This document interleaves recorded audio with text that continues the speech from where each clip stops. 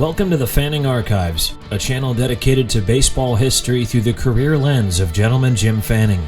This is the first upload, and we want it to be special. This is a full Montreal Expos game from 1984. The Expos are at Wrigley Field today taking on the Chicago Cubs. Jim has a lot of fun managing this game and making a lot of moves. Remember, Jim was a catcher for the Cubs from 1954 through 1957. This broadcast features some incredible characters.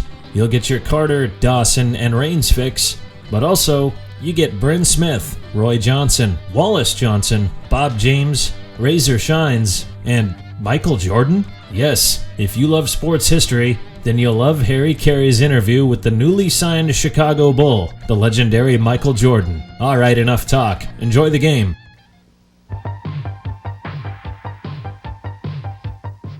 Welcome to Leadoff Man, brought to you by Heinz Lumber.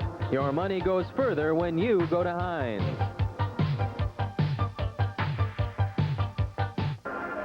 Steve Stone down on the field. I have some good news and bad news for you. The bad news is the Cubs lost yesterday 6-3. The good news, the Mets lost also. The magic number is down to 11. We have some highlights from yesterday's game.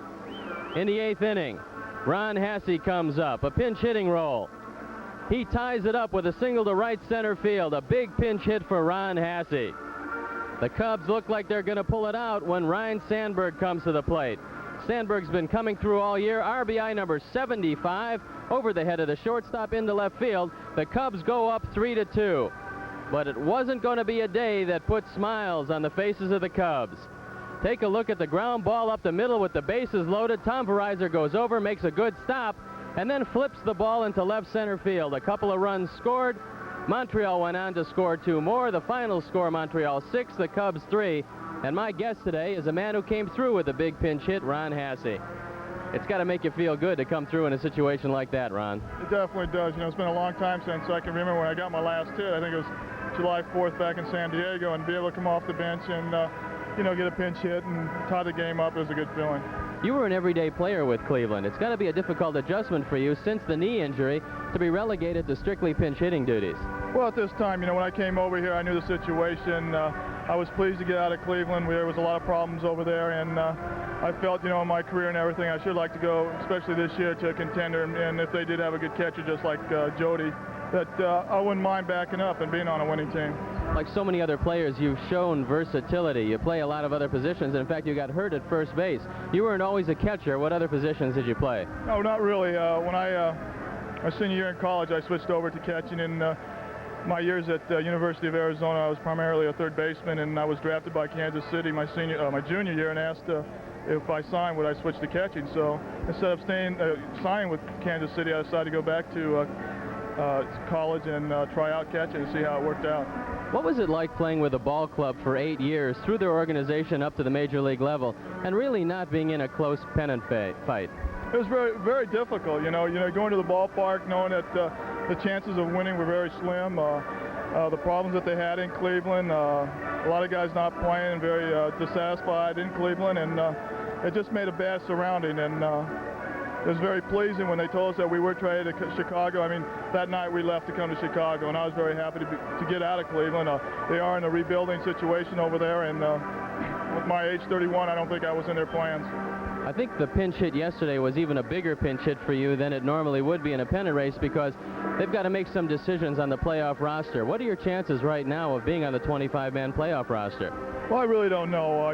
It's been tough, especially being hurt for 2 months and then just coming back on and being active. It's just going to take myself a little time to really get in the groove again. And, they really don't have that much time around here to really give me the opportunity to really get in the groove. But it's just a matter of the coaching staff sitting down and deciding who the 25 best guys that they can take on the playoffs. Baseball's a game of attrition. You should know that as well as anybody, because you're coming back off a pretty severe knee injury. What did they do? And give us a progress report on the knee right now.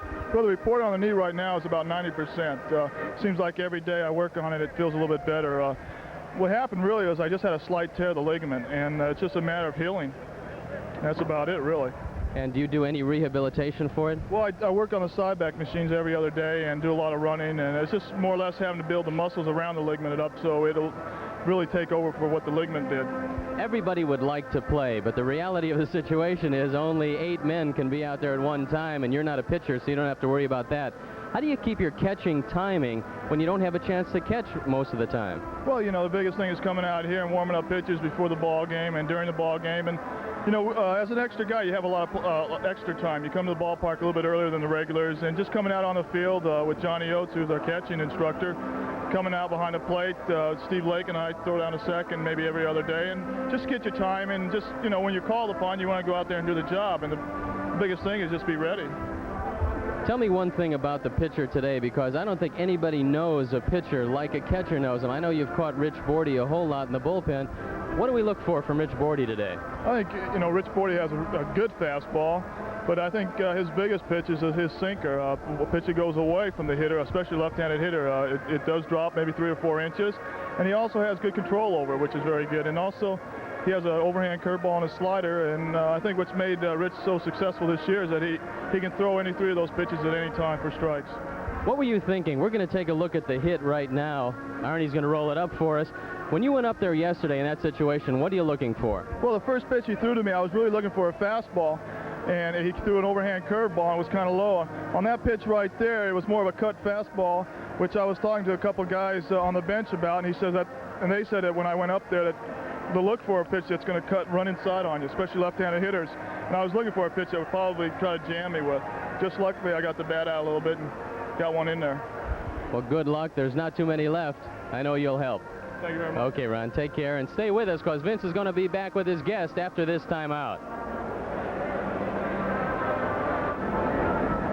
All right, my guest today, first base coach John Vukovich of the Chicago Cubs. And John, you're with the championship team in 1980. What about a comparison to these 84 Cubs and the 80 Phillies? Well, I think both ball clubs are talented. The 80 Phillies, needless to say, went on to win the World Championship. They were a talented ball club. As far as balance, I think this is a very balanced ball club. We have the power. We're hitting for average. We have the starting pitching, which I think is better overall than the 1980 Phillies. Better? Yes, I do. As far as the 5 starting pitchers that we have, I feel that our 5 starting pitchers are better than the 80 Phillies. I also feel that our bullpen is a tremendous bullpen, and we have some speed, and we played very good defense all year. So I think as far as balance, I think this is at least as balanced as the 1980 team I played on, if not more balanced. What about the individual guys in this club?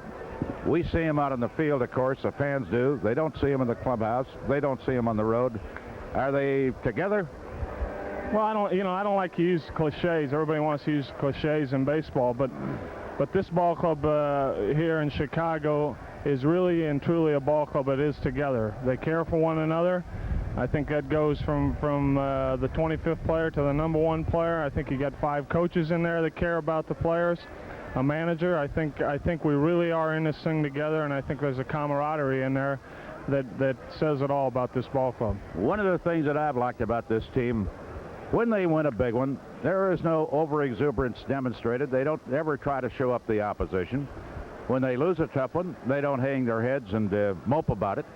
There is a professionalism to them that comes across to me. How do you look at it? Well, I think that's definitely the case, and I think a big part of that is the fact that there are some veterans in there that are even-keeled. I think one of the best examples of that is probably Ronnie Say, who struggled the first half of the season, was concerned about it, but did not take it out onto the field. And, you know, here for 6 weeks, he has definitely been one of the guys that's carried us. Yeah. I think guys of that stature, veterans like that, I think they've had a big impact on the ball club as far as keeping everybody on an even keel. And I think that's a big reason why we are where we are right now. All right. And another big reason, John Vukovich himself, and I thank you very much, buddy. Okay, thank you, Vince. Right. Steve Stone's going to be back in a moment now with a word about today's starting pitchers.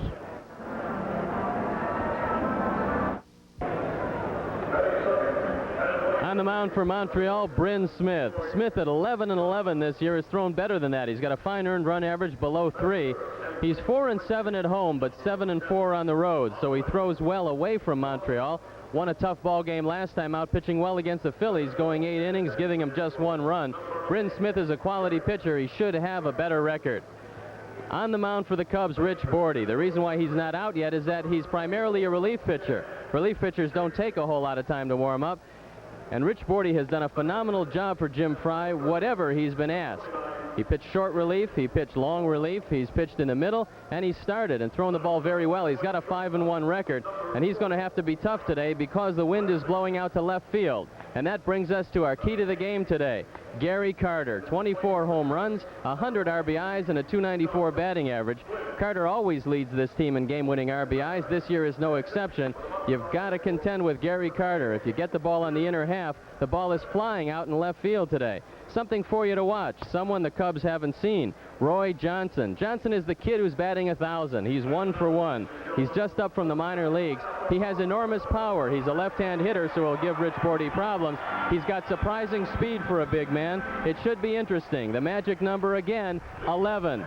We're counting down. You count down with us and stay tuned for baseball.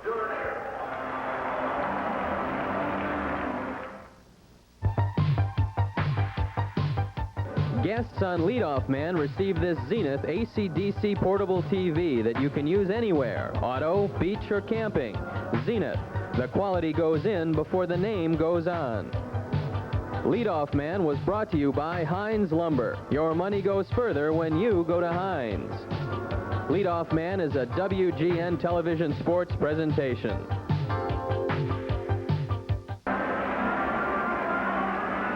What's the Cubs' magic number? Well, even the Waveland Avenue Firehouse keeps everybody posted that the magic number is 11. The Chicago Cubs open a series at Wrigley Field against the Montreal Expos.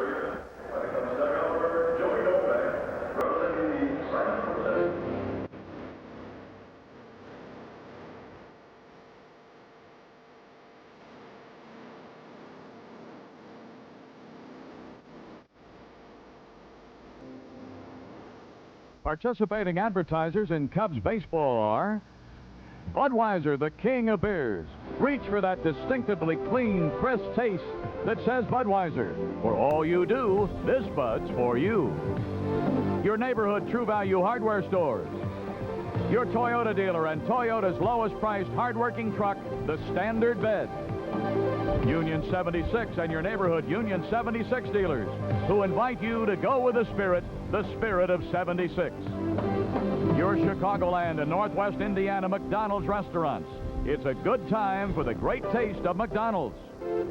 United Airlines. You're not just flying, you're flying the friendly skies. Zenith. See all the close-up action on the Smart Set by Zenith. At Zenith, the quality goes in before the name goes on. The Yellow Pages. It's the small investment that keeps your big investments paying off. And Canon. So advanced, Canon is the world's leader in 35mm photography. This copyright telecast is presented by authority of the Chicago National League Ball Club, which has the right of approval of the announcers and is intended solely for the private, non-commercial use of our audience. Any publication, reproduction, retransmission, or other use of the pictures, descriptions, and accounts of this game without the express written consent of the Chicago National League Ball Club is prohibited.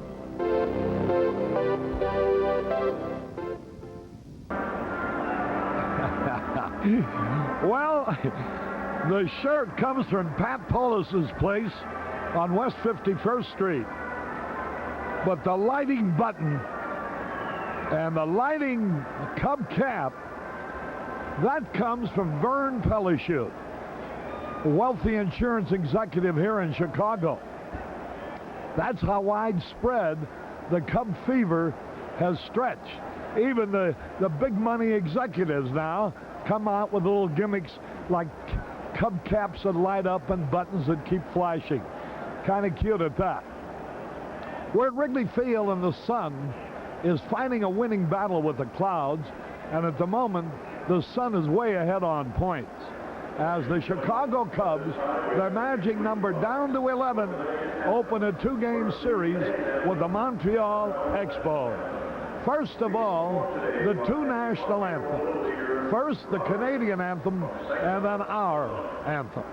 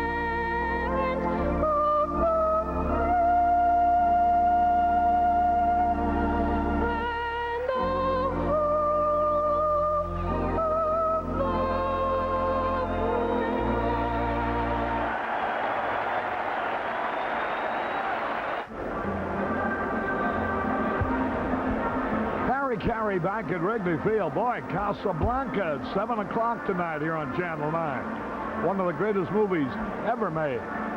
Hey, listen, before we even give you the lineups, here's the announcement you've been waiting for, how to get tickets. Tickets for playoffs and World Series games in Wrigley Field will be made available to the public via a lottery system. Nearly 7,000 tickets per game will be available to the public.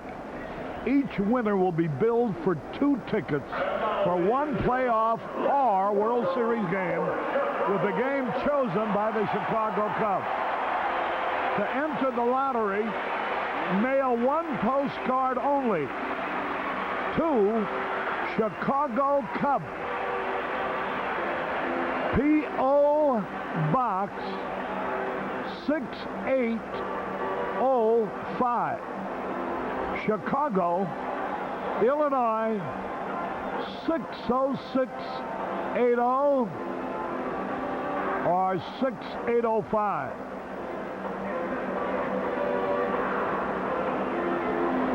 On the back of the postcard, include your name, address, and telephone number only. Do not send money or checks. Winner will be notified by phone or mail. Postcards must be postmarked between September the 17th and September the 20th only. Only 1 winner per family. Duplicate cards will be voided. Cards will be accepted only at post office box number. Cards will not be accepted at Wrigley Field. So you got to follow the instruction, friends. Remember now, mail 1 postcard only to Chicago Cubs. Post office box 6805, Chicago 60680-6805. On the back of the postcard, include your name, address, and telephone number only. Do not send money or checks. Winners will be notified by phone or mail. Postcards must be postmarked between September the 17th and September the 20th only. Only 1 winner per family. Duplicate cards will be voided. Cards will be accepted only at that post office box number. They will not be accepted here at Wrigley Field. Well, we'll try to get the lineups and your observation on the pitching when we get a chance. I think the most important thing, Harry, is that people get whatever playoff tickets are available so that the real fans get a chance to see the Cubs in the playoffs and World Series. Here we go with Tim Raines' first pitch. Swings, pops up. Leon Durham under the ball. 1 out. Raines on the first pitch. Here quickly at the lineup for Montreal. Raines in center, Johnson in left, Dawson in right, Carter the catcher, Dreesen at first, Wallach at third, Ramsey the shortstop, Flynn at second, Bryn Smith the pitcher. For the Cubs, Dernier in center, Sandberg at second, Matthews in left, Durham at first, Moreland in right, Say at third, Davis the catcher, Boa at short, Rich Bordy, he's 5-1 the pitcher. Doug Harvey working the plate, and here's Roy Johnson, a left-hand hitting rookie. Johnson has enormous power, Harry. He's from the Chicago area. He can fly also. Surprising speed for a big man. There's a pitch. He checked his swing. Well, Jeff McNally, the internationally famous cartoonist of the Chicago Tribune, with us here in the booth. We'll have a chance maybe to have a word or two with him. He's won 2 Pulitzer Prizes for his political cartoon. 1 out, nobody on. The pitch. Slow curve. A strike is called. 1-2 the count.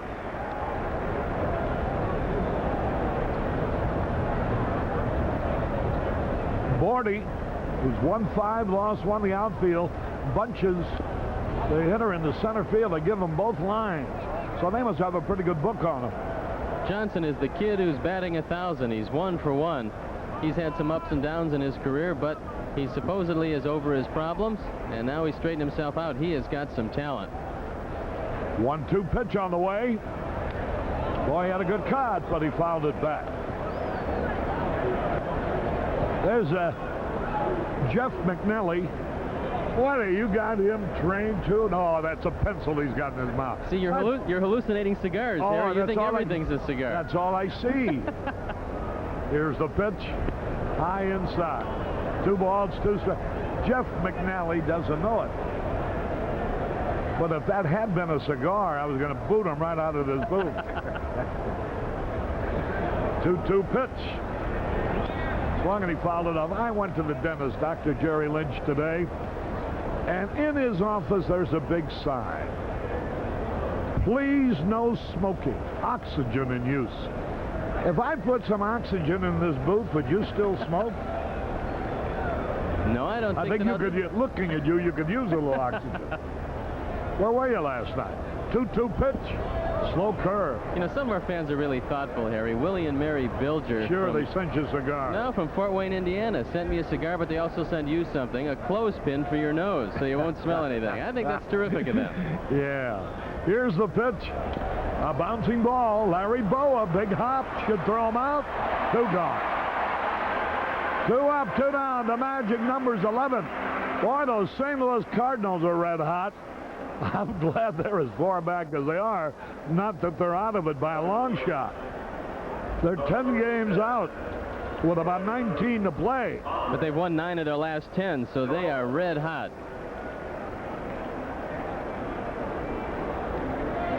13 out of the last 50. The Cardinals, too. Here is Andre Dawson. 2 out.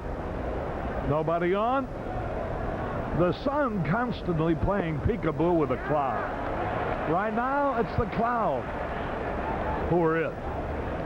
But here comes the sun, like Silky Sullivan, which is not one of Arnie Harris's horses, you can bet. The pitch is high. Didn't you think that was nice of me, Arnie, to try to get Mike Witkowski, the lottery $40 million man, to buy that old hag of yours? The pitch. Hey, how to cut it a curve. Morty was on the disabled list from August 7th to August 22nd. He had some back spasms. Around those periods, he's been throwing the ball exceptionally well. As a reliever, he's got a .230 earned run average in 43 innings.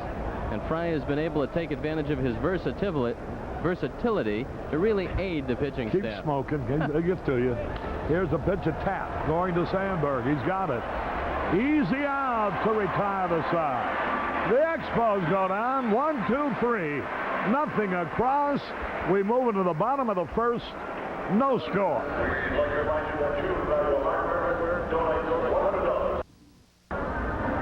Harry Carey back at Wrigley Field.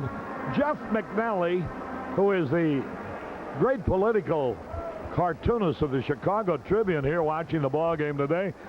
You seem to be a nice guy, and I see some of your cartoons. I would swear you're very mean.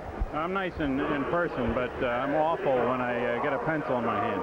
The question, how does a nice man like you ever become a cartoonist? I don't know. I always thought everything in life is pretty funny. So, you know, I'm doing a job that I really would do for nothing, although I hope nobody at the Tribune hears that. There's such a satirical deftness to so much of your work. Well, thanks. Thanks a lot. There's so much ridiculous's going on in the world that all I got to do is just put it down on paper. No big deal. I love the one this morning where the guy that leans back and he says, did the Cubbies win? Yeah, that was, I put that in with a Fritz Mondale cartoon. The audience was terribly bored, and they really wanted to know what important was going on in the world, and that usually revolves around the Cubs these days. You come from the Chicago area originally, too, don't you? No, I come from New York originally. Oh. Yeah, but I'm a convert. You a Cub fan? A big Cub fan. Right. You better say that. Who's your favorite ball player? Oh, unfortunately. As a kid, who was your As a hero? kid, I think Mickey Mantle when I was growing up. It really was. But I think it could be Sandberg. Yeah, it is. Now, I imagine the younger generation, it's all Sandberg. I was going to say, if you were originally from Chicago, I knew with your age, you'd probably said Ernie Banks. Oh, definitely. Yeah, sure. Good to see you. Good to see you, Art. Have a good day. All right, Bobby Dernier. Bounces out to Tim Wallach for the first out of the ball game. And here's Sandberg now. Sandberg, who for a moment was a hero again yesterday when he put the Cubs ahead in the bottom of the 8th. But the Phillies came right back and got 4 in the 9th. Tim Wallach said he's tired of hearing people say nice play. He's becoming a defensive third baseman. He's in a slump. Here now is a good swing by Sandberg, but he fouls it off. 18 homers, 76 RBIs, batting .318. And boy, you talk about heroes and images. How wonderful to have a kid like this up on the pedestal for our youngsters, because he fits the whole description of what you'd like your little kid to grow up to be. Talented, handsome, a lot of character, integrity, personable, got it all going, and rich, I might add. He's got to be rich before this year's over. Slow curve, he started to swing. 2 balls, 2 strikes, 1 out, nobody on. No score. The Mets were beaten by the Cardinals again last night, so the magic number is 11. Ball is low. Bryn Smith throws a lot of change of speed. Smith is 0-2 against the Cubs, despite the fact that he's thrown the ball well. He's got a .240 earned run average. He's given up 11 hits in 15 innings, striking out 14. Ball 4 is low. You know, we really appreciate all the nice things that are sent up to the booth. Like, for example, Jim and Betty Sauer from Sauk Prairie, Wisconsin. And Grace and Jim Bourne from Crystal Lake, Illinois. But folks, number one, if we ate all this stuff, we'd weigh 500 pounds. And number two, we don't have time to take advantage of it. But the crew thanks you. All our cameraman Joe Carnello thanks you. He's already gained 18 pounds. Arnie thanks you. He looks like a little beer barrel now. But the point of it is, we do appreciate you're sending edible things up, but it's difficult for us to enjoy it. Here's a pitch, foul, out of play. But as we pass these presents along to other people who have a little more time during the course of the game, we do mention your names to them and tell them how kind you've been. Jack Rosenberg, our sports editor, is the only guy who keeps eating all this junk and never gains an ounce. I don't know how he does it. 1-1 pitch. Whoa, boy, Sandberg made a false start, as it turns out. I think he was going to go, but he just realized he didn't have a good jump. Smith missed 20 days earlier in the season. From August 7th to August 27th was stiffness in his right shoulder. It's come back okay, though. Here's a pitch, foul back. You know, funny how it is. Here we in this country, we go on cruises to visit their places like Veracruz, Acapulco. Now those people, Lenore and George Gillan from Veracruz, are here in Chicago spending their honeymoon. There goes Sandberg, swung and struck him out. Save for stolen base. Matthews goes down swinging, but Sandberg steals number 28 or 9. Carter does the best job he can do, but Sandberg gets a good jump. Watch the front foot as Matthews is overpowered with a high fastball. The front foot is in there before the tag by Doug Flynn. Umpire Joe West makes a good call, and Sandberg's got a very high stolen base percentage. His 29th stolen base of the year. He's only been thrown out something like 3 times. Here is the Bull now. He could drive in the first run of the ball game. Pickoff play, but he doesn't throw. The shortstop, Mike Ramsey, had cut in behind Sandberg. Smith has two types of fastballs. He throws a straight one where he tries to jam the left-hander, and then he turns it over a little bit so it runs away from the left-hander. Here's a pitch a little bit low. A group of 50 from Carlos Murphy, where Dan Major and Steve Girac are the managers. There's a drive and a right, a base hit. First run of the ball game score. The Bull pulled one past Dreesen. 1-0 Cubs. That was a little too hot to handle for Dan Dreesen. RBI number 87 for the Bull. He gets his arms out and smokes it by Dan, who goes ole like a bullfighter and waves it into right field, and Sandberg scores easily. So the Cubs are on the board in a hurry on a good hitter's day. The wind, what little there is at this point, is blowing out toward left center. The ball will fly out of the ballpark if a right-hander can take it that way. Well, that was definitely a smash, too hot to handle. That's what they mean by that phrase, too hot to handle. Dreesen hardly got his glove down, and the ball was by him. So the RBI number 87 for the Bull. Runner at first base. Run in. There's a drive to center field. Going to be caught. Raines is there. Moreland line to Tim Raines. 1 run, 1 hit. Sandberg's stolen base paved the way again. Gave the Bull a chance to drive him in. No errors, 1 left. At the end of 1-0 Chicago.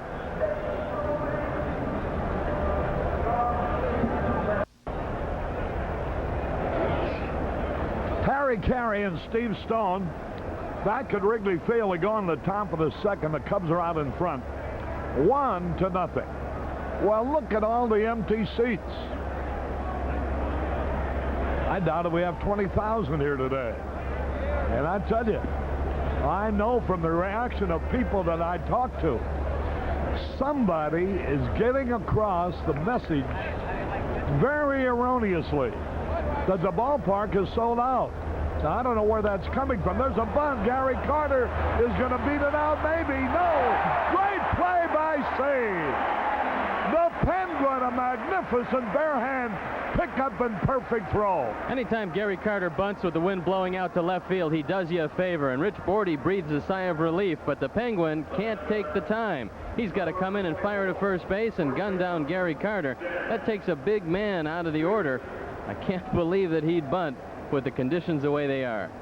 Well, and let me get back to the mentality, I think, that is contributing to so many empty seats.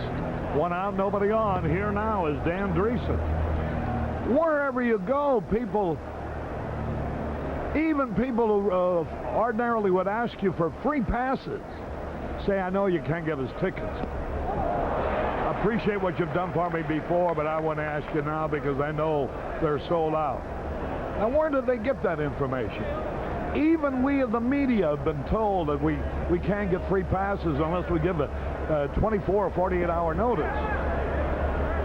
Maybe we pass that along to people, who pass it along to people, and pass it along to people, and everybody therefore gets the impression no sense going to the ballpark. There are no tickets. Look at all the grandstand tickets available. Look at the bleacher tickets available. There's a line drive in the right field. A base hit, rolling deep, extra bases. Dreesen will get at least 2, and that's all he'll get. Dreesen doubles to right. Dan Dreesen's 21st double of the year. Dan just signed a 3-year contract, so he's going to be comfortable in Montreal, and he wants to show his current employers that he still can hit the ball pretty hard. He drives it to the wall in right field.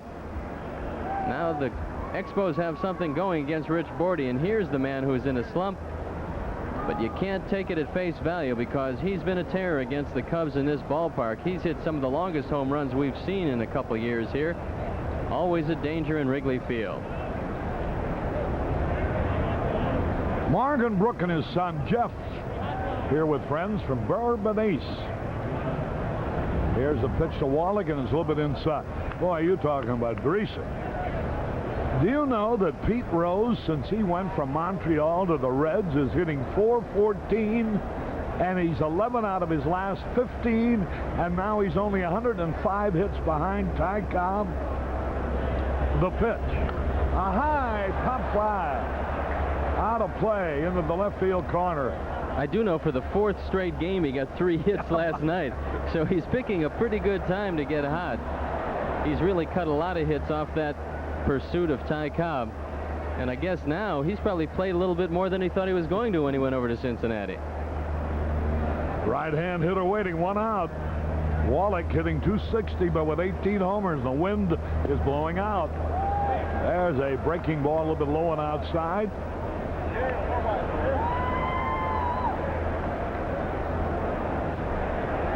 Bordy's most recent start was against these Montreal Expos at Wrigley Field on August 5th. They only threw 4 innings, gave up 3 runs on 6 hits.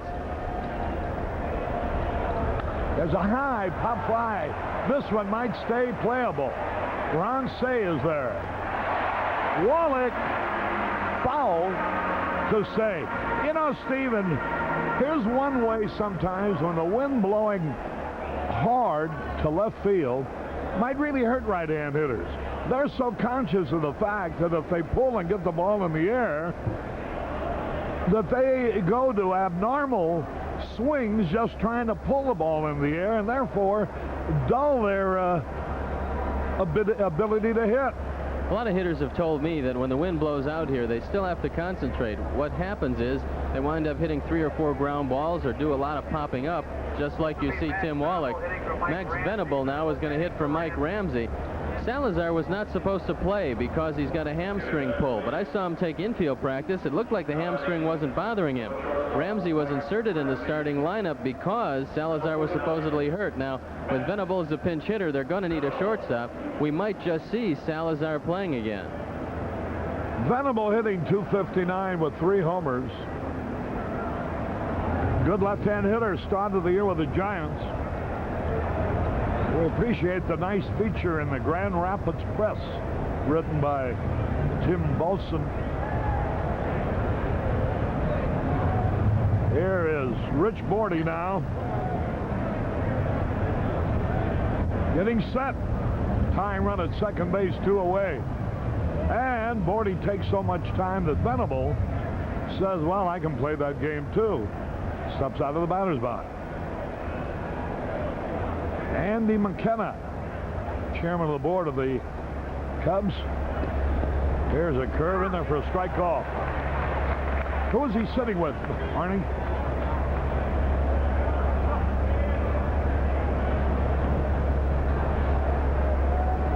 He looks familiar, that fellow. Who is it? No, it's not Bowie Kuhn. The pitch. Here's a drive fouled into the right field corner. The reason I know it isn't Bowie Kuhn because he'd have lights turned on if he was here. Max came over in a minor league deal with San Francisco, and he went to the minor league club of the Montreal Expos.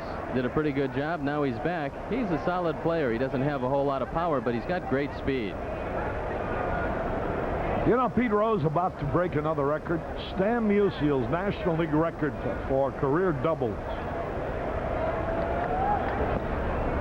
A little bit low.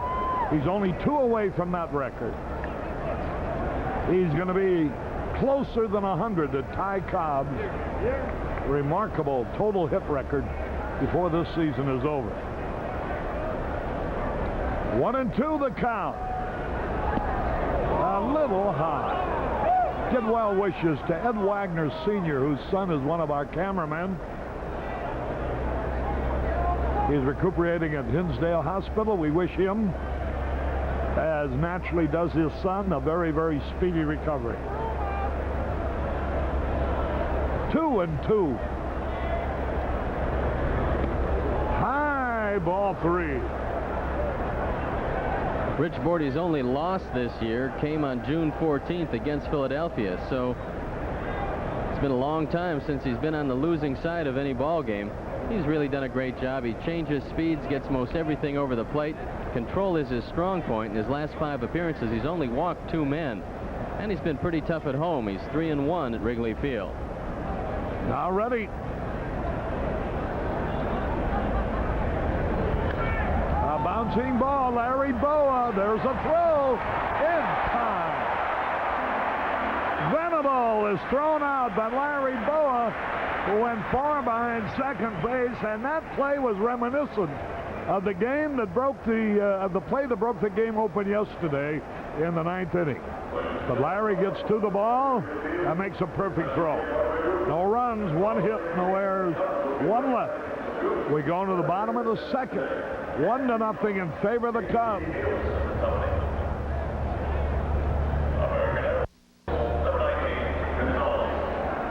Harry Carey and Steve Stone were back at Wrigley Field. That's that article in the Grand Rapids Press.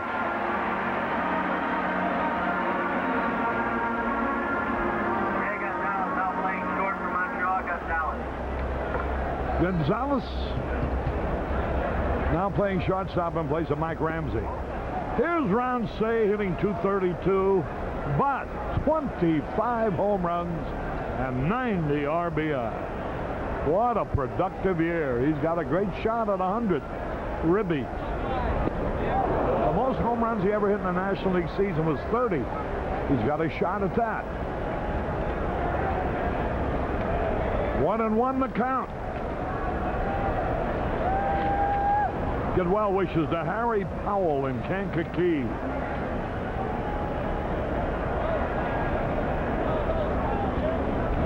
There's a pitch outside. Tickets for playoffs and World Series games in Wrigley Field will be made available to the public via a lottery system. Now get a pad and a pencil. When we get a chance, we're going to repeat all the information. Now, nearly 7,000 tickets per game will be made available to the public. Each winner will be billed for 2 tickets for 1 playoff or 1 World Series game. The game to be chosen by the Chicago Cubs. So if you'll get a pencil or pen and a pad ready, so that when I give you the information again, you'll be able to jot it down. It will simplify matter. A little pop fly in the infield, easy out. Doug Flynn is there and he has it 1 away.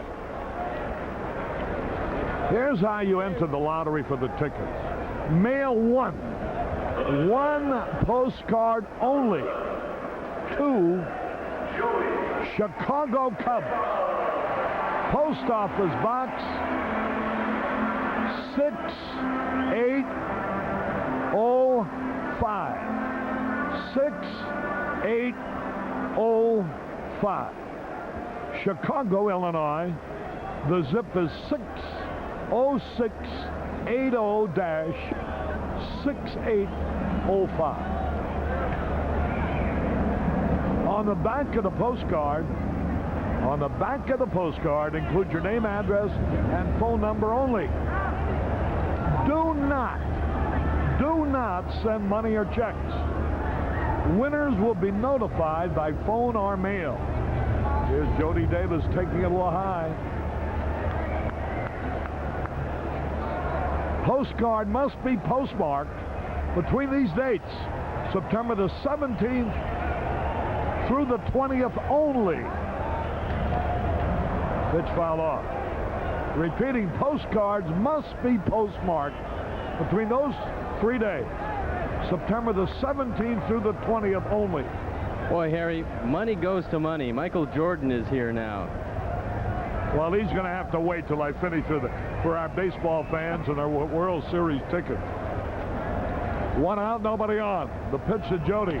Line drive, base hit over Flynn's head. Davis signals to right center. Repeating here on the tickets, there can be only 1 winner per family. Duplicate cards will be voided. Cards will be accepted only at that post office box number. Post office box 6805, Chicago 60680-6805. Cards will be accepted only at that post office box number. They will not be accepted here at Wrigley Field. It won't do you any good to bring those postcards here. It has to go through that post office box number. Now that's about as clear as I can make it. Boa, bouncing ball, they might get two. Out at second and safe at first. Larry hustled hard and prevented the double play. Gonzalez comes across the bag. They don't try to tag Jody Davis, but a moment of indecision might have cost him right here. There you can see the relay, but Larry Boa is hustling down the line, and he beats the relay. Watch it again. Flynn has trouble getting it out of his glove for just an instant, and the relay throw is late. 2 men are out. Here's pitcher Rich Bordy. Boy, I tell you, between Mike Witkowski, with all his winnings, and the contract just signed by Michael Jordan with the Bulls, who was their #1 draft choice, we've been rubbing elbows with the affluent. And last night I was with Vern Pelishute. He's pretty rich too. He came up with the Cub cap that lights on and off, and the Cub button, who does likewise, that we showed you earlier. Bordy fouls it off. Hey, Michael Jordan, can you lend me about 50 grand for a while? I don't have it yet, but hopefully I can get it sooner or later. Congratulations. I know you're going to have a great career here. I'm looking forward to it. I think it's going to be a big experience for me. Your first money that you're going to spend will be for World Series tickets to see the Cubs. Well, this is my first baseball game, really, and I just enjoyed it. I think this is a beautiful field, and I can't wait to get back. What do you mean your first baseball game? Have you lived a sheltered life? Yeah, but we don't have a professional baseball team down in North Carolina, though. Hey, good to see you. Thank the you very much. best. Thank you. Okay. Michael Jordan, who's just signed with the Bulls. Here's Bordy now hitting a one-hopper to the shortstop. Easy force play. And it's no runs, 1 hit, no errors, 1 left. At the end of 2, 1-0 in favor of the Cubs.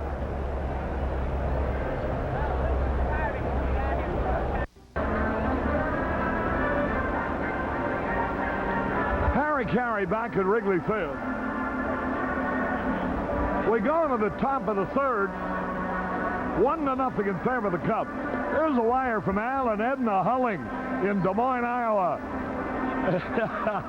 It reads, hang in there, Harry. The Cardinals will help. Well, they certainly already have. They've beaten the Mets 2 nights in a row. They're here from Dubuque, Iowa also. And watching in Alamogordo, New Mexico. Here we go with Doug Flynn, the second baseman.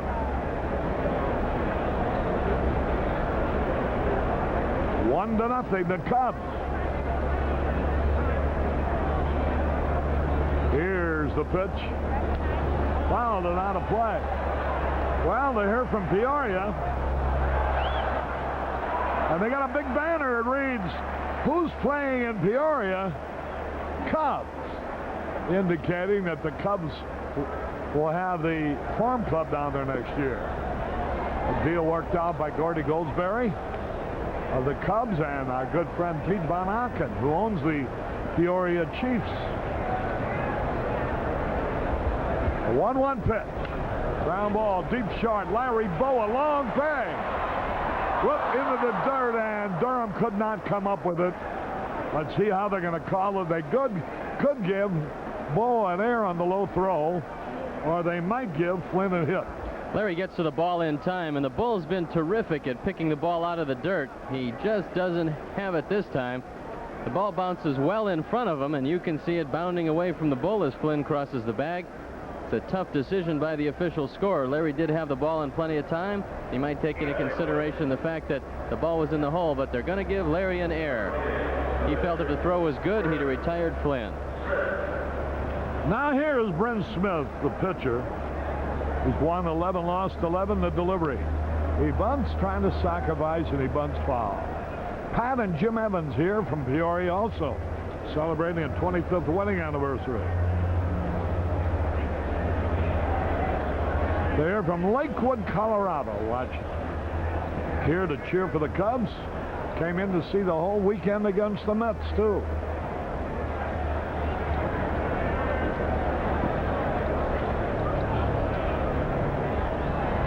A bouncing ball. Boa backs up. The only play. Hey, they get the force out. Boy, I didn't think it'd get him. Flynn wasn't exactly speedy going between first and second. And Larry made a good play to get the force out. Larry figures it's worth the gamble. He realizes that Flynn is not Tim Raines, so he pours it over to second base. Just in time, a bang-bang call by Joe West. No chance on the return throw, although Sandberg is looking at first base.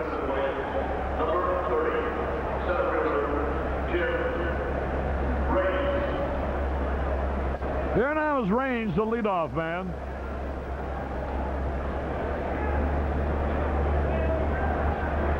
Popped up on the first pitch of the ball game.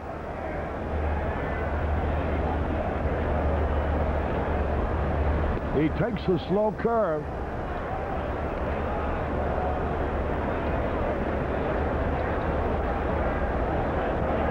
One ball, no strikes. 1-0 in favor of the Cubs. Boy, oh boy, there's sure a lot of people from the Denver, Colorado area who follow the Cubs. There's a high drive. Deep center will be caught.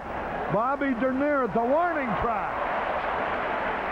Raines flies to Dernier. Jim and Michael Ansett from Denver, Colorado. Guests of Ron Say at the ballpark today. How'd you like to have that franchise when Denver finally gets one, Harry? There's a lot of great baseball fans out there, and I know the cable goes in there. We've got a lot of fans out there, but they're going to really support their own club. Well, you know who's going to get that franchise when and if. That'll be Marvin Davis, who only has about $1 billion in wealth, personal wealth. Here's a pitch drilled. Uh-oh, that's a long drive by Johnson. Forget about it. Holy cow, did he cream the very first pitch. It looked like a high fastball, and the Expos have taken the lead 2-1. Well, he's the Chicago product that I told you about. He has enormous power, and he shows you a little sampling of it right there.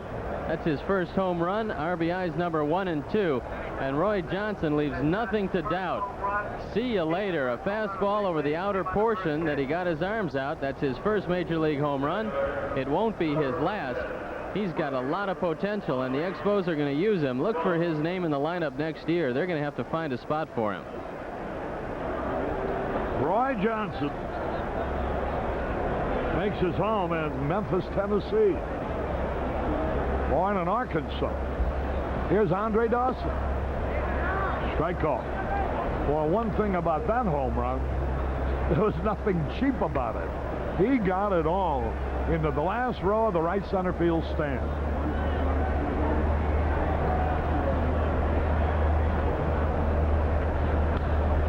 Pop foul out of play. You know, Harry, Johnson had a bit of a drug problem. He got over it. He's rehabilitated. And they didn't want him to go home in the offseason, so they sent him to Florida, and he helped build the new complex that the Expos are moving into. They didn't want him to get back to the bad influence, so when he asked him what he did in the winter, he went to the construction league. Here's a curveball in there for strike 3. Dawson is called out on strike. So the 2 runs are unearned, but they'll count 2 runs, 1 hit, 1 error, nobody left. We go into the bottom of the 3rd, 2-1 in favor of Montreal.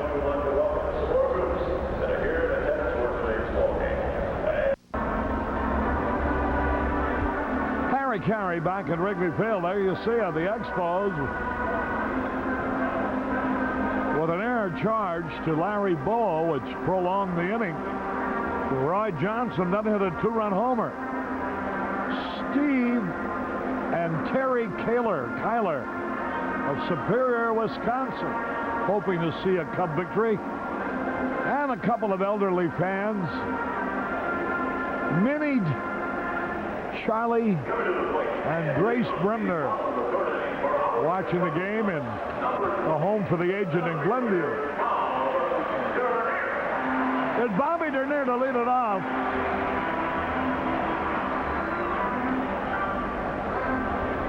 Magic numbers 11. The Mets play tonight, and Tudor will be pitching against. Dwight Gooden will be going for number 16 for the Mets.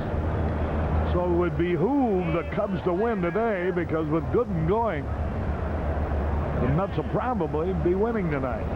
There's a smash on the ground right to the second baseman. Flynn over to first, easy out. One gone.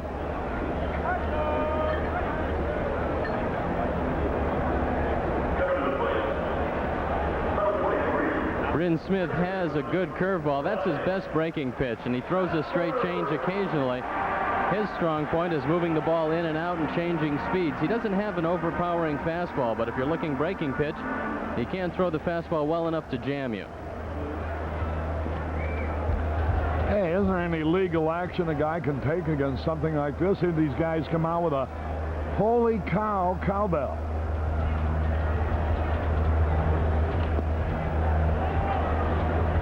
Pass that along to my attorney. One out. Sandberg. 2 balls, no strikes. Fastball over the outside corner to the. Mike Nolan, when he was here the other day to do some stuff with the Cub players and so forth, told us about this great popular Cubs bar in Denver called Brooklyn. And they tell me there's a big crowd of fans gathered at Brooklyn's in Denver right now watching the ball game. Well, this bud's for you, fellas and gals.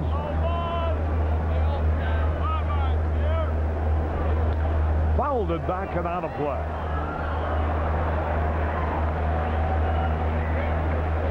My sister lives in Denver. I'll have to tell her about that place. She's been known to enjoy an afternoon libation or two. Why, you want her to go over there and puff on a cigar?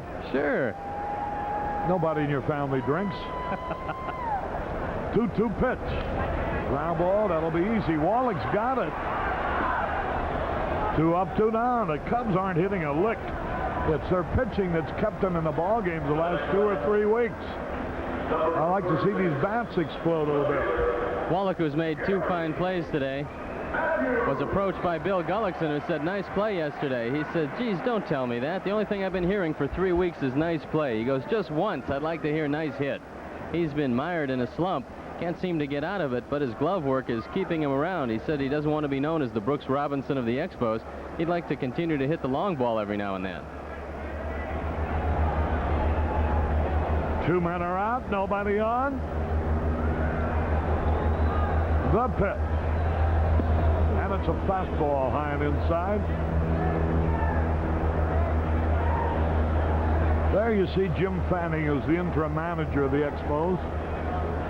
Everybody expects him to have somebody else next year. There's a pitch inside, ball 2. The Cubs have had only 2 hits.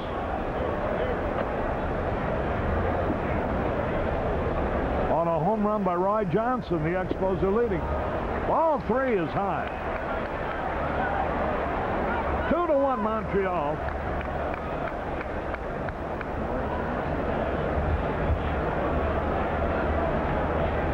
Crowd of about 15 to 20,000 on hand. There's a strike call. Bryn Smith was an original piece of property of the Baltimore Orioles. Then he went over to the Expos, used exclusively as a reliever, but he's found a niche in the starting rotation. Ball is outside, and Matthew gets a base on ball. That is number 91 for him. Matthews has 91 bases on balls and 135 hits.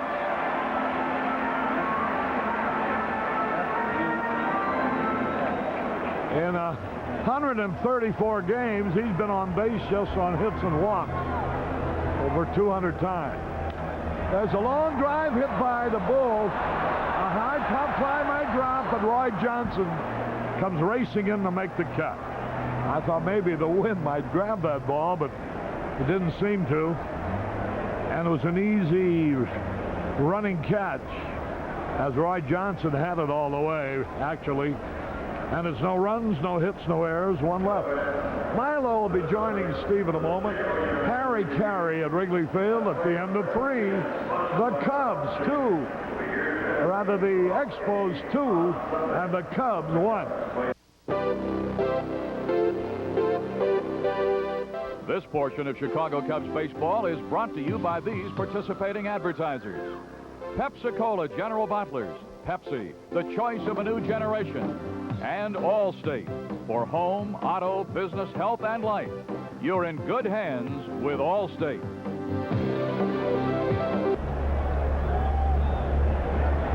We go to the 4th inning, and Johnson's home run has the Montreal Expos on top, and Gary Carter leads it off here in the 4th inning. And as we come on in the 4th, Milo Hamilton joining Steve Stone, and Johnson put all the wood on it, didn't he? We had heard he had a lot of power, and they weren't kidding. He has tremendous power. That ball got out of here in a hurry. All right, it's a 2-1 ball game, Montreal. Carter, the leading RBI man in the league. 1 ball, 1 strike. Rich Bordy's only mistake was letting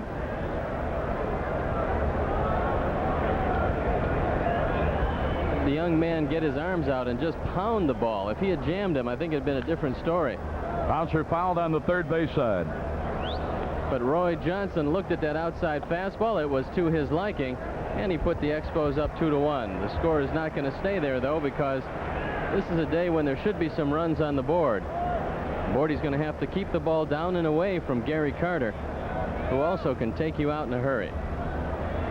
Carter, in the 2nd inning, tried to bunt his way on, and Say made a great reaction and came in, barehanded the ball, and threw him out. Dreesen on deck, then it'll be Wallach. Rich Bordy working in the 4th inning. He's on the short end of a 2-1 game. Oh, boy. Put a wrinkle in that one, I want to tell you. And as we come into the booth now, the man of the town today. He has captivated the Windy City. Michael Jordan, all everything. But the main thing now is he's a Chicago Bull officially. Nice going. Thank you very much. It's a really big thrill for me to be here. And you told me earlier on the radio side that you'd never been to a ball game before. Well, you picked a good spot to come and see a winning team. That ought to be the atmosphere you're going to bring here to the Bulls. Hopefully it's a good attitude here, and the fans are behind the Cubs, and hopefully they can get behind the Bulls. 1 ball, no strikes. Dreesen comes up with a foul tip. There's Jim Fry, the skipper who has his Cubs in front in the National League East. And the big series coming up this weekend with the New York Mets. Dan Dreesen had a double into right field first time up, and look at that cut, 1 and 2.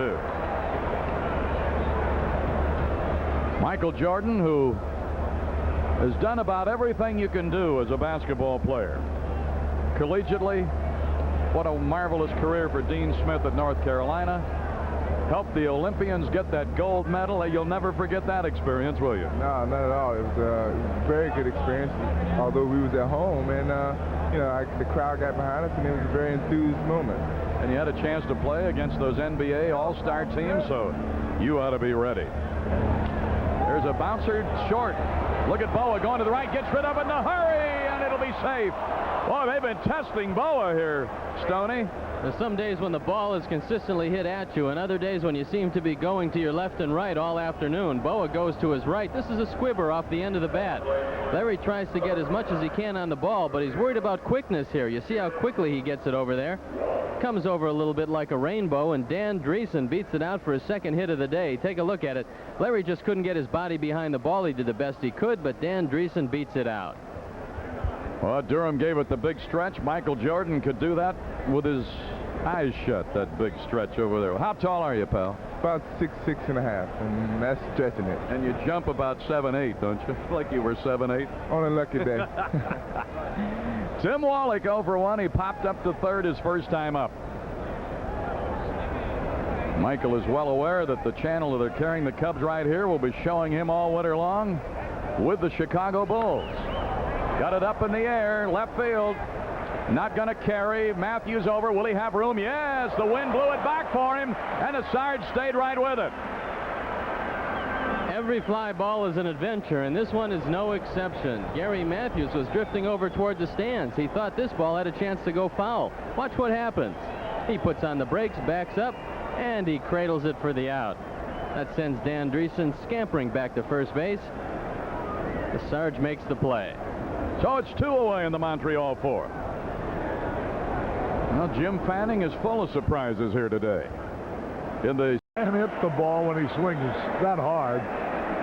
Both of his feet were off the ground. 1-2 the count. Cubs trying to reduce their magic number down to 10.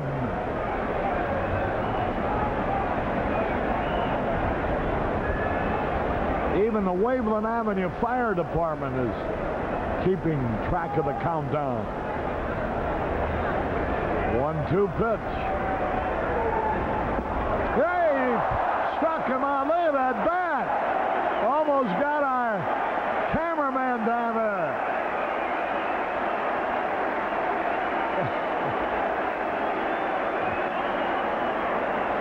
Well, Pete almost needed another camera right here. Smith throws a slider completely fooling Razor Shines. Hey, listen, if Shines had hit the ball as far as he threw the bat, Pete Alonso,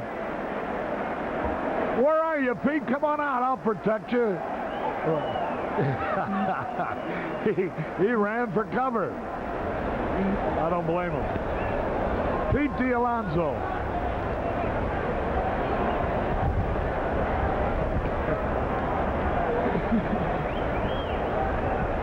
Well, I remember when cameramen used to stay in, regardless of what the circumstances were, Harry. Not anymore. Those are the kind you used to see walking and talking funny, though. 1 ball, no strikes. Pete really got out of the way of that bat. But he never lost his picture. The pitch. There's a fastball and a strike call. This is Jim Wolford. He used to be with the Kansas City Royals.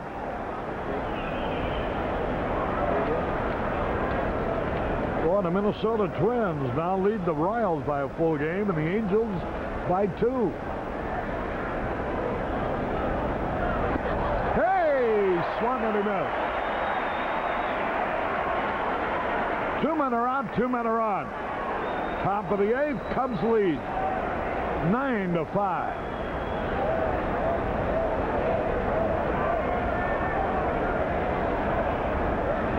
Ball game going on to almost 3 hours in length.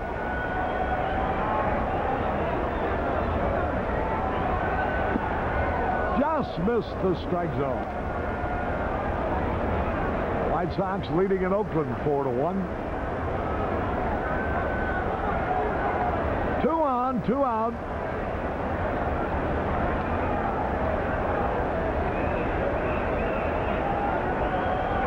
There's a good shot of Jim Wolford. Bouncing ball to say. He's got it. Tags the man coming in for the out. He tagged Dan Dreesen. Rather than risk making a wild throw, no run. Later, almost everybody had it back. We were ready. We're always ready. Free Genie electric garage door opener with any Danley garage, including our extra big 20 by 22 2-car garage for only $24.99. Dial garages now. Carry back at Wrigley Field. They just announced that Razor Shines stays in the game to play third. The crowd really loves that name. Here's Jeff Reardon coming out in relief. He's had a disappointing year. Hey, Shines is a pretty good bubble blower. Jeff Reardon is coming on to pitch the 9th inning. Reardon 5-7, a good ERA at 2.93 with 20 saves. 8th inning, excuse me. Here's Gary Matthews. Moves to second base. Little moves. They've got a lot of mileage at shortstop today. This is the 4th shortstop that Jim Fanning has used. Mike Ramsey, Rene Gonzalez, Brian Little, and now Angel Salazar. He is 8th. Jeff Reardon now pitching. He will bat 9th. Reardon, the new pitcher. Second. Salazar in the game is short, hitting 6th. He's the 5th they've used. His 8th, plays 3rd. Shines Reardon pitching and hitting 9th. is staying in the game to play 3rd. Salazar comes in to play short. Brian Little moves over to play 2nd. Dreesen stays in the ball game at 1st. Matthews takes it low, ball 3. Matthews been on base 3 times, 2 walks and a hit batsman. His only official time at bat, he went down swinging. Ball, he walked him. That's a 3rd walk he's drawn today. 93 for the year.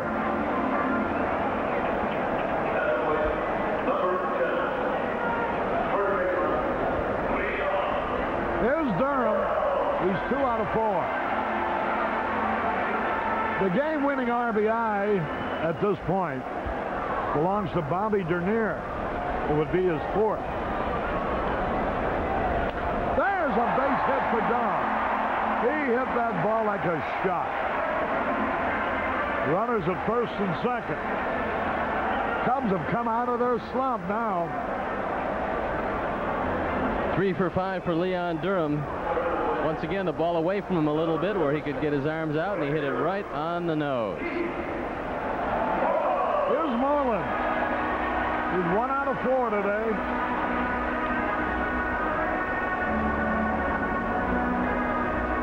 Make that 1 out of 3.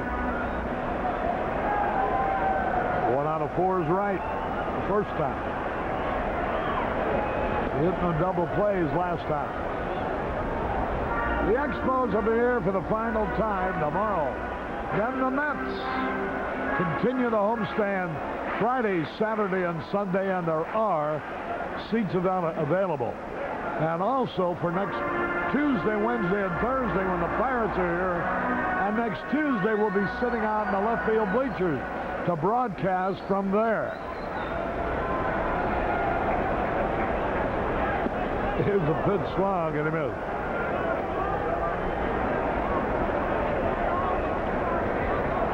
Yeah, you know, the way things are going, the Cubs could very well clinch it against the Pirates. Next Tuesday, Wednesday, and Thursday here at Wrigley Field. There's a pitch fouled out of play. I'm going to repeat after the game the announcement about playoff and World Series tickets. I'll read it slowly.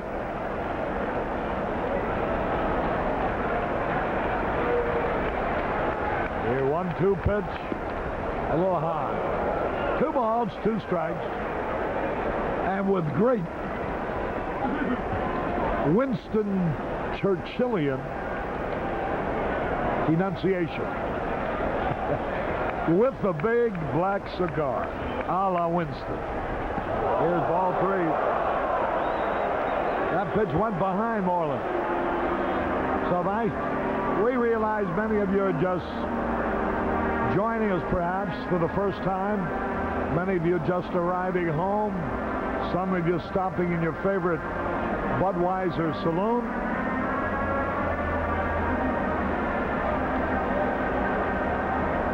And we want to make sure that everybody realizes how it's going to be done. There'll be a lottery for the tickets which are available. 3 balls, 2 strikes. There's a high drive. Left center field, range to the wall. He makes a spectacular catch, leaping against the exit gate. What a play by Tim Raines. He may be shaken up. He's leaning over with both hands on his knees. Now he's straightening up. I think he hit the wall just where it goes into the gate. Moreland sends it all the way back, just misses an extra base hit. Watch the play by Raines.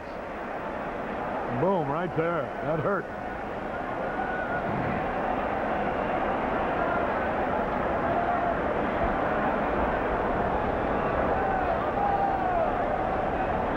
when does the ivy begin to die? What month? Boy, that ivy looks marvelous. Really, really verdantly green. Look at that. It's going to stay green right through the World Series, Harry.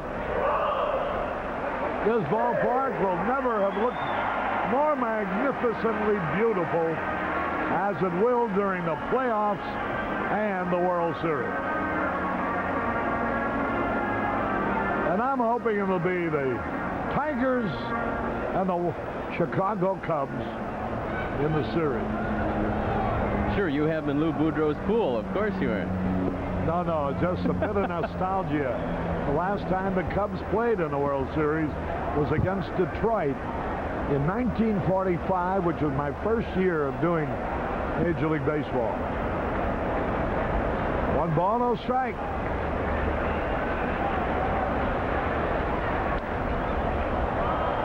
Pitch foul back. You know, I shouldn't have said what I said about being mean to Jeff McNally. I notice all the cartoons he's made, he makes you look handsome, which you really aren't. And me, who is really handsome, he makes me look terrible.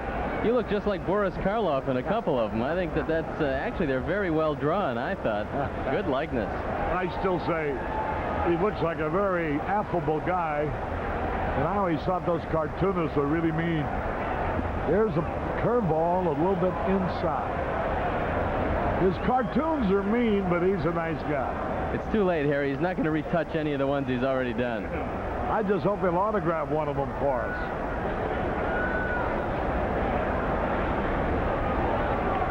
All right.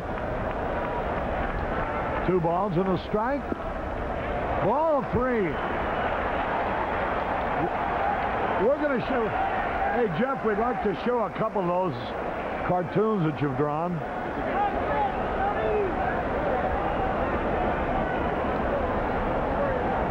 Three balls and a strike.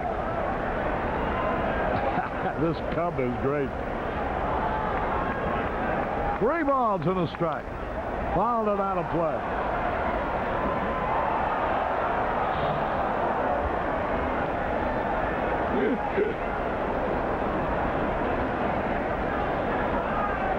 Hey, he's even got Rosenberg.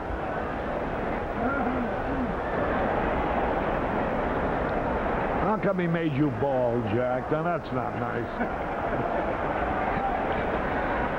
3-2 pitch. Great base hit. Here's a runner around third. He's going to score. Here's a throw towards the plate cutoff. Say has just driven in his 91st run of the year. This is Ron Say's 3rd hit in the last 3 innings, and it's a rocket to center field. Gary Matthews taking advantage of Tim Raines, and he scores easily from second base.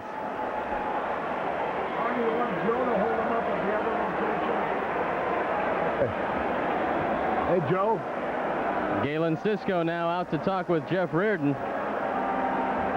There's nobody warming up in the bullpen, so this is Reardon's game right now. He's going to have to bear down and get the Cubs out. They have suddenly discovered their bat.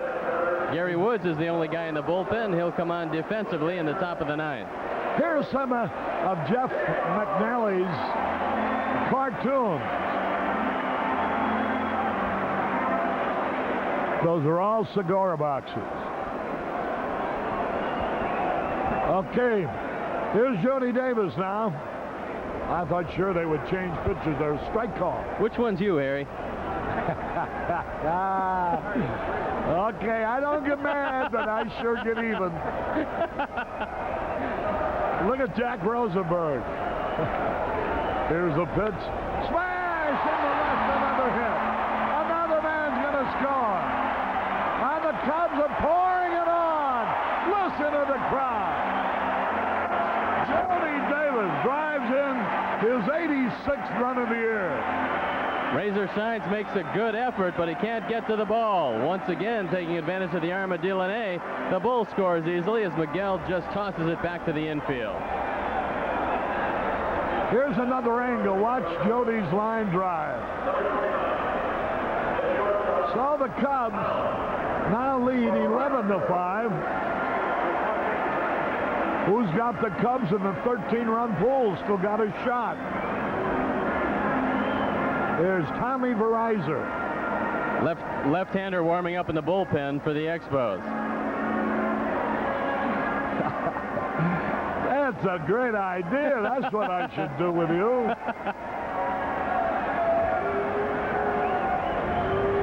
Here's another cartoon. Jeff McNally, who was the Pulitzer Prize-winning cartoonist for the Chicago Tribune. How about that one? Here's Verizzer. Very good, Jeff. I love that one. Who is that? That's the Penguin, That's Ron the Penguin. Say. Let's see that one again. He'll be very flattered with that likeness. All right. There's the Penguin in Rio. That's terrific. There's the pitch in there. Strike call. 0-2. Verizzer drove in a run with an infield out earlier in the ballgame. It was a run that tied up the contest at the time, 2-2. And then Dernier got a base hit that put the Cubs ahead, and they've been ahead.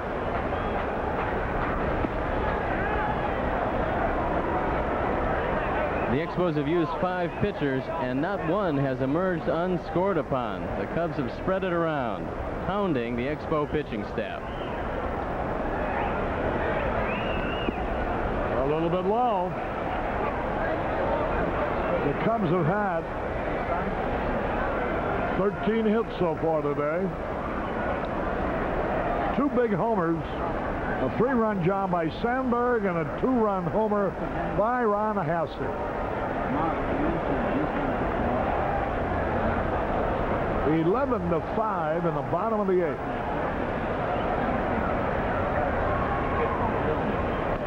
Hayes swings and he misses.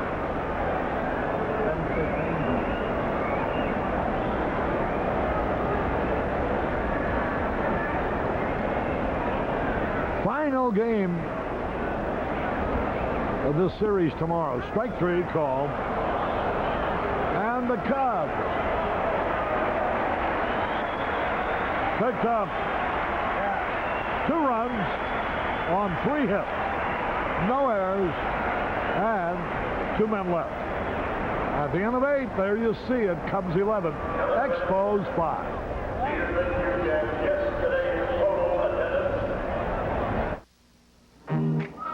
Give me a light. A Bud Light. If you just ask for a light beer, you never know what you'll get. And I'll have a light. A Bud Light. So if you want the less filling light beer with the first name and taste, don't just ask for a light beer. Give me a light. Ask them to bring out their best. Bud Light. Bud Light. Because everything else is just a light. Arnold Palmer announces Pennzoil's Clean Deal Sale. Now's the time to load up on all the Pennzoil quality and protection you can handle. Pennzoil makes it easy, with prices too good to pass up, and no gimmicks. All you have to do is watch for the ad from your favorite store that's featuring Pennzoil at special deal prices. It's Pennzoil's Clean Deal Sale. Take us up on it.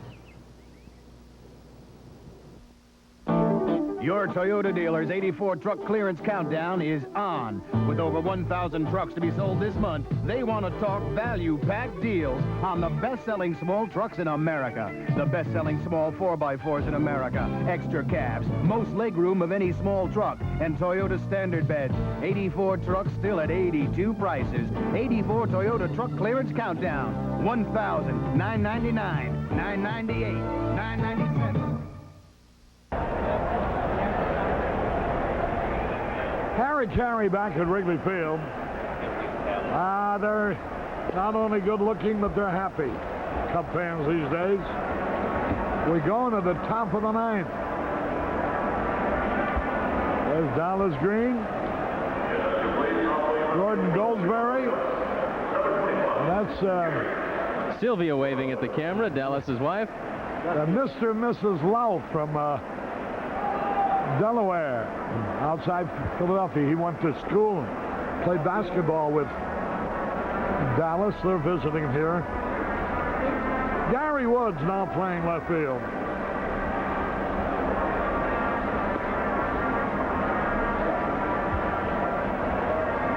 The gang here from Butch McGuire's, not only on Division Street, but out in Mount Prospect. And a group of members of the Lions Club also here, out of Mount Prospect.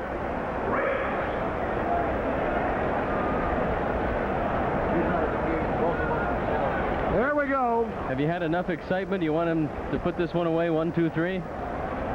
Yeah, I'd like to see that done. Here's Raines. He's 1 out of 4 today. The strike is called. There's only been one 1, 2, 3 half inning. That was in the Expo half of the first. Other than that, there's been base runners on every inning. Well, all that counts is the 11 runs for the Cubs and the 5 for the Expos. Base runners. What do they mean if they don't cross the plate? A hefty left-on base percentage. He always comes up with those inconsequential pieces of trivia. Here's a pitch, a little bit low. You're going to get to keep that, Jack? Come on, Jeff, we got to keep some too. We need those cartoons. 2 balls and a strike.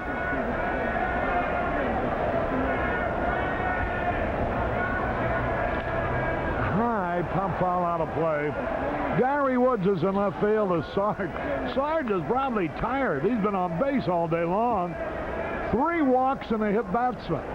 So he's been on base 4 times and 5 trips to the plate. And don't think those bases on blowouts don't add up to runs. Fly balls should be caught. Bobby. Wasn't he ill or something? He hurt his arm in winter ball, and it took a couple months this year to come back from that. He came back very strong, and towards the end of the year was probably our most effective pitcher. He'll turn your cap around too, won't he? He is a tough competitor and not afraid of anything. Jim, thanks for dropping by. Hope things go well for you, and get these pitchers up here. You know, you can never have too much pitching, right? You're right about that. Thank you, Milo, and nice seeing you again, Steve. All right. Jim Colburn, our AAA pitching coach. Dawson bounces one to Say.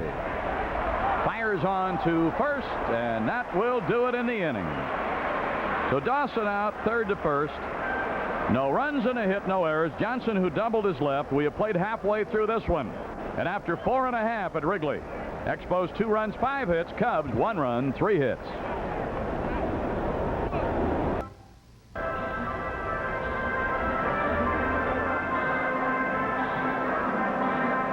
Before we go to the top of the order in the 5th for the Cubs, let's watch Say on the last play. Roy Johnson almost ran into a tag, and Ron Say doesn't know what to do. Briefly, there you see him start at Johnson, but he says, well, I'll get the out at first base.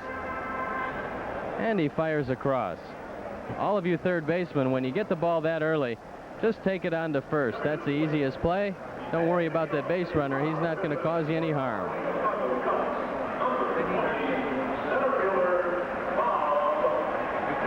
Bob Denier 0 for 2. He's bounced out twice. He'll be leading it off in the 5th. Bobby starts a new get-together tonight that's become so popular with the fans gathering. It's at the 333 Tavern and Grill. His guests will be Gary Matthews and Davey Lopes. They ought to be able to fill you in good shape. So Bobby Denier says, hey, if old Zonk and Boa can draw those crowds, I'll take a chance. 2 balls, no strikes. Kittle is homered for the White Sox, and they lead Oakland 2-1 in the 2nd inning. Kittle's 29th homer. Former White Sox Billy Allman had homered for Oakland. That is a ball, and it is 3-0.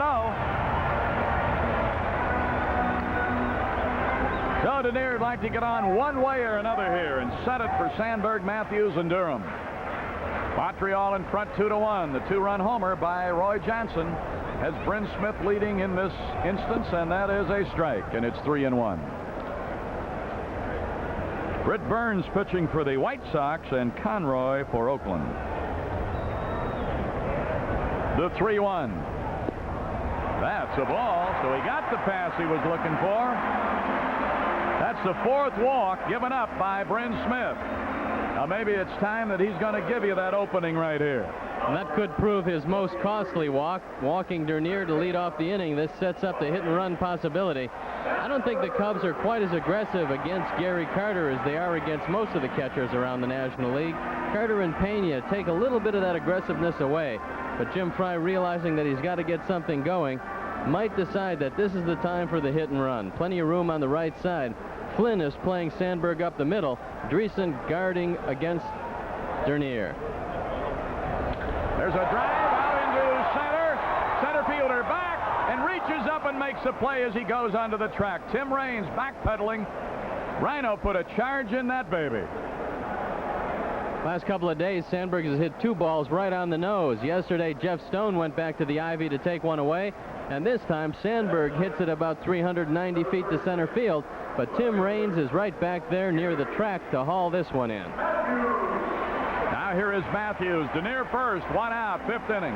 Matthews has struck out swinging, and he has walked.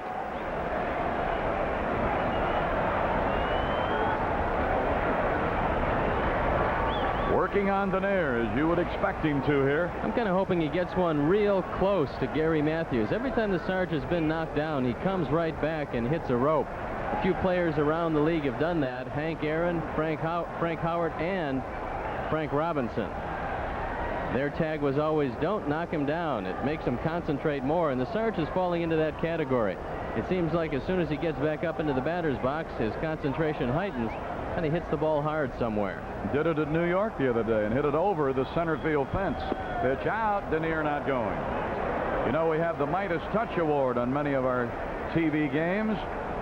Agency of Wells, Witch, and Green out today with Larry Singer, Bob DeFranco, and several of the Midas dealers. Tony Clare, Ted Mirsky, Fred Goldman, Bill Strickland.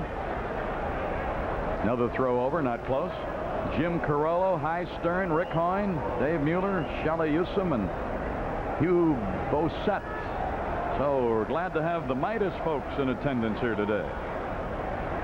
Runner going. He'll never throw. That did hit him. That hit Sarge, and that got the crazy bone, I think. Well, that one got in a little bit too tight as Bob Dernier picked a good pitch to run. That's the 3rd time that Gary Matthews has been hit. Take a look at it again with Dernier off. Fastball inside, grazing the left elbow, and that got a good portion of it, but he says to Tony Garofalo, I'm okay, let's score a run, and I'm going to feel a lot better. That's going to put the Montreal bullpen to work. Dick Grapathan is getting loose. That's Joe Kerrigan, the bullpen coach. We saw Grapathan in Montreal, and he threw the ball very well in a short relief role. A little different than when he started here, the homestand before. He was pressed into service. He's not really a starter, and he just didn't look comfortable on the mound. All right, here's Durham. A ball. He had good speed on the bases, especially at second, carrying the hopes of tying it. Durham drove in a run in the 1st inning. At this moment, it's the only Cub run. See if he can fatten that RBI column here. And that's ball 2. Bryn Smith looks like maybe he can be had in this inning, and Durham could add to that. A walk and a hit batsman, 1 away.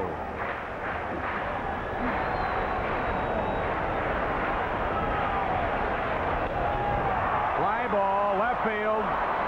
Playable by Johnson. About 3 feet short of the track, and it's 2 away. That's going to put it up to Moreland. Having to be able to put a hit around the walk on the hit batsman here. That might have been a fly ball that Bob Dernier could have tagged up. Johnson doesn't have the best arm around.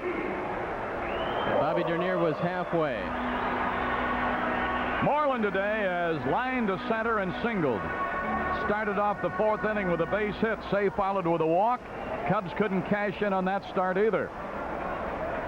So as a result, they're still down in the count. Montreal 2, Cubs 1 in the bottom of the 5th inning. 1 ball, no strikes. Cubs have been out hit 5-3, outscored 2-1.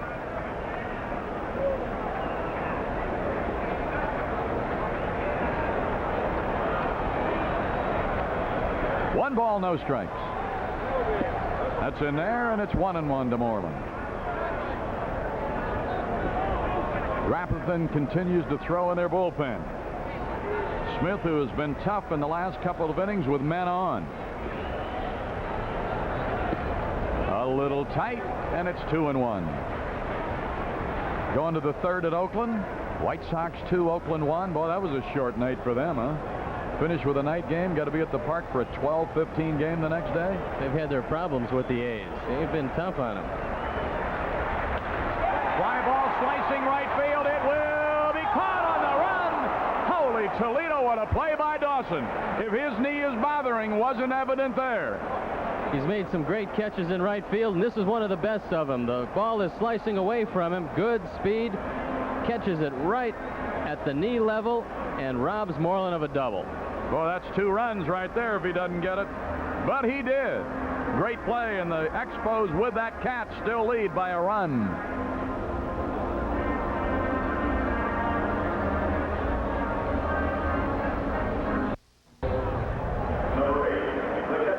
We go to the 6th inning, and Gary Carter will be leading it off.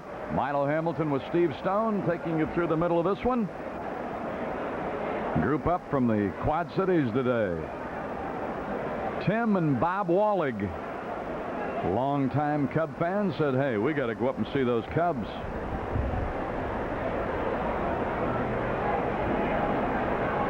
So they jumped in the 04-seater and flew up to see it. Carter has been thrown out by Say and struck out swinging. He is 0 for 2. Boy, does he spread out in that batter's box or not?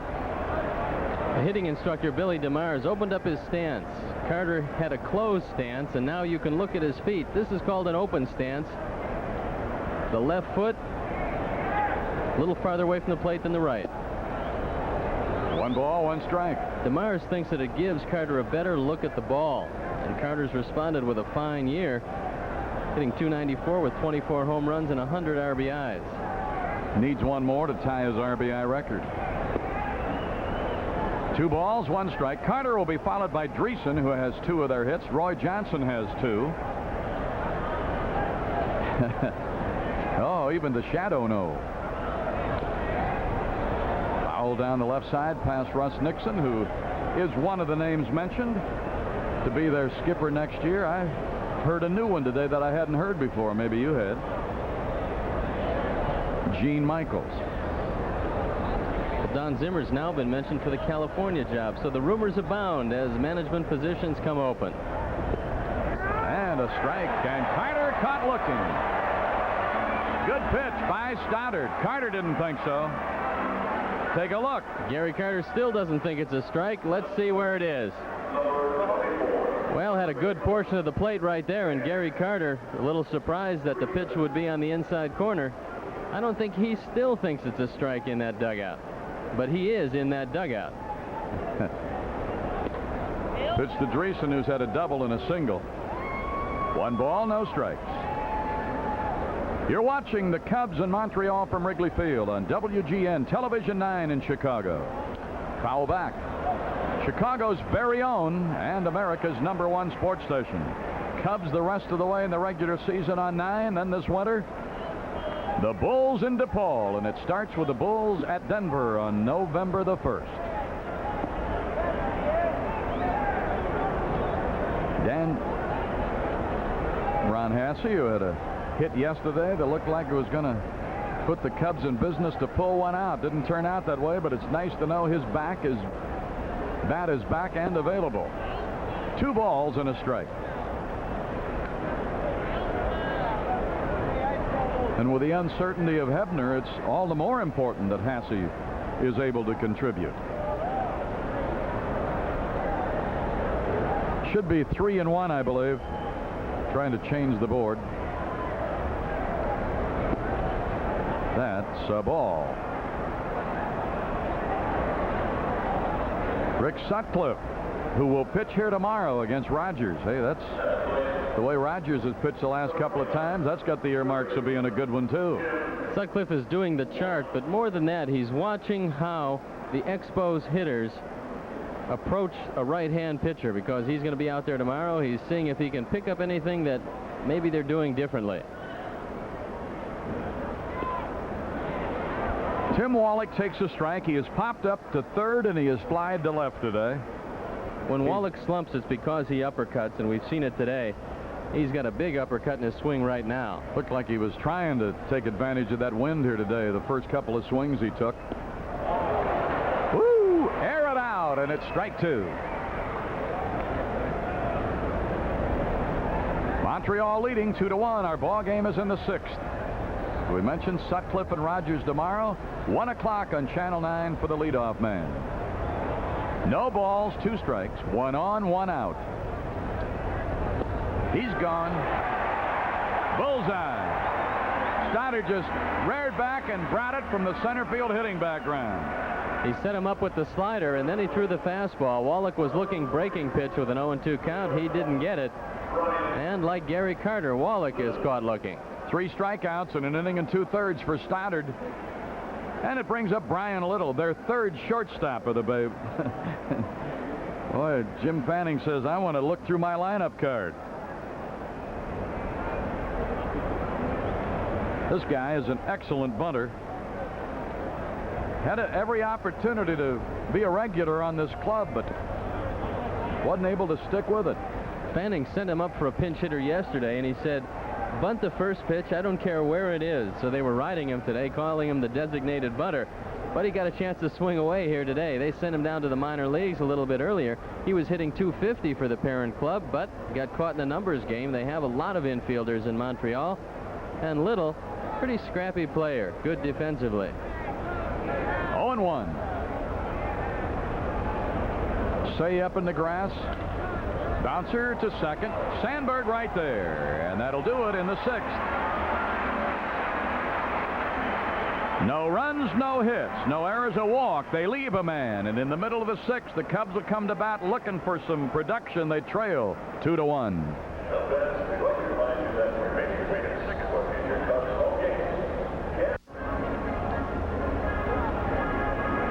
Into the bottom of the 6th. That's your story. And the Cubs have had chances in the 4th and 5th to do something about it.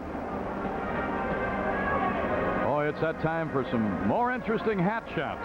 We get into the fall weather. It was supposed to be a little cooler here today. It is really a very, very fine baseball day here. It's supposed to be that pretty much through the weekend, as I understand. Oh, that's great. Because you got Montreal tomorrow, and the Mets come in. Well, she hasn't decided whether it's fall yet or not. The Cubs have left 7 men on in 5 innings. That's something that they can't afford to do as the innings start dwindling down. But Bryn Smith has made good pitches when he's had to. He's been in a couple of jams, but then he's thrown the ball right on the corners. And the Cubs haven't been able to do a whole lot with him. And got a fine defensive play from Dawson in the 5th inning off Moreland's bat with 2 men on to retire the side. Frazier has started to throw in the Chicago bullpen because Stoddard is due up 4th in the inning. 1 ball, no strikes. Say today has popped up to second and drawn a base on balls.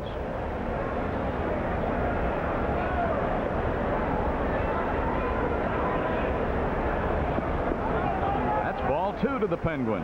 Davis will be next. This is the time when the Penguin might be thinking of tying it up, Milo. If he does get a fastball in the zone with the wind blowing the way it is, I think Ron Say might be looking at home run number 26. The 2-0 backed him off 3-0. The Oakland Tribune, as the Oakland A's are hosting the White Sox today, report that it looks like Jackie Moore, who took over for Steve Boros earlier this year, will be retained for 85 as the skipper of the A's. Took it. Grappathin is going to work in their bullpen again. It looks like it might be a lefty going down there with him. I think that's Gary Lucas going to join Dick Grappathin down there. right center. Right fielder has to come on hard, and he won't be able to make the play.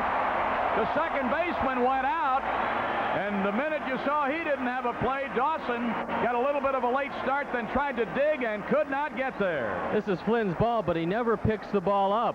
You can see him just kind of drifting around. He's lost it in the sun, and he looks to Dawson. Dawson thought that Flynn had it all the way, so the ball bounces harmlessly, and Ron Say is in at first base with a single. Jody Davis, 1 for 2, had a base hit to right center in the second. In the fourth inning, struck out on a high fastball. So now with the runner on and nobody out, opportunity knocking again. Third inning in a row that the Cubs have put the leadoff hitter on. Jim Fanning, interim manager, looking on. He's been everything at Montreal. Runner going. A little pop. Right field. It'll drop. Sale come to third. The run and hit. And Jody just reached out and literally served that ball into right field. Jody never swings at this ball if Say isn't running. Watch what Davis does. There you see the Penguin. Watch the swing by Jody. Just kind of throws the bat at it and bloops it in front of Andre Dawson. So they figure if they can't hit it by him, they'll just dump it in front of him. 2 base hits, 2 men on, and that brings out Galen Cisco one more time. All right, as Cisco gets in there. Got to be something going on in the dugout, because the pitcher is due up after Verizon, who is already out by the batter's box. Tom Verizon. The good part about the situation for Verizon is he can turn all of those boos of yesterday into cheers today with a base hit. Everybody a little bit critical of Verizon's play. He tried to turn a good play into a great play, threw the ball into left center field. That kind of situation happens. So now he's getting up in a situation with nobody out. And Galen Cisco in extended conference with Bryn Smith. All right, the powwow's over. They are not going to make a change here. Smith has a 1-run lead, and Tom Verizon will be the batter with runners on the corners and nobody out. The tying run is only 90 feet away.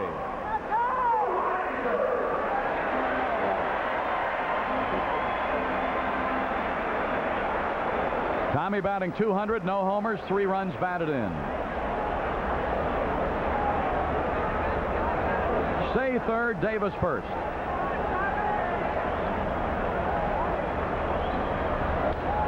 Fouled up to the right side, out of play, and it's strike 1.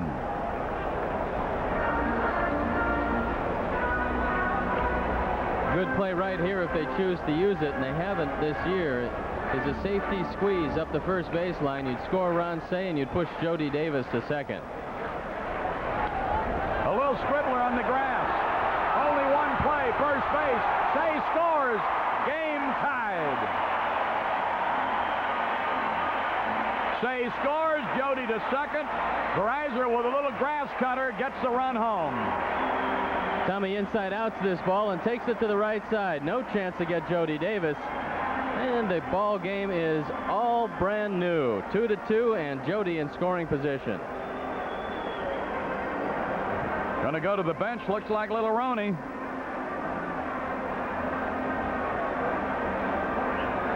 Dan Roan.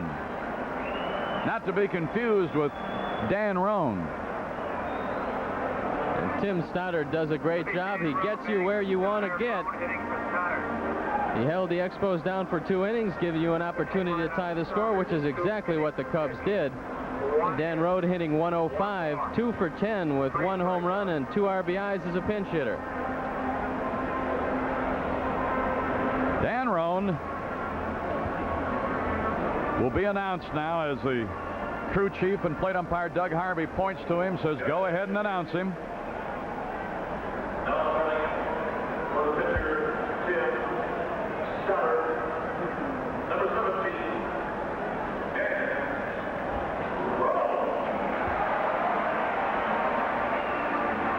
Roan batting with a go-ahead run at second base. Cubs led briefly 1-0 in the first inning when Durham got Sandberg home. And now Jim Fanning is on his way. So that's going to be it for Bryn Smith. Yep. And they'll probably be going to Gary Lucas.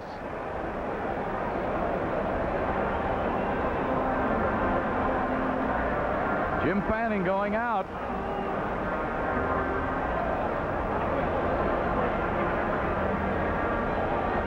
They've got to make the change because Cisco was out once. Fanning is out now. He wants the left-hander, and it will indeed be Lucas. That'll probably send Gary Woods up off the bench. Could be Davey Lopes also. And Gary Lucas coming in. Lucas is just coming off a bad back. It hampered him for a few games. But he says he's healthy and ready to go. Lucas is 0-3 this year with a .256 earned run average, making his 54th appearance. He's got 8 saves. In 52 2/3, he's given up 53 hits, struck out 41, only walked 19. That's a novel way to keep the sun off your head. That's Roy Johnson, who graduated from nearby Orr High School.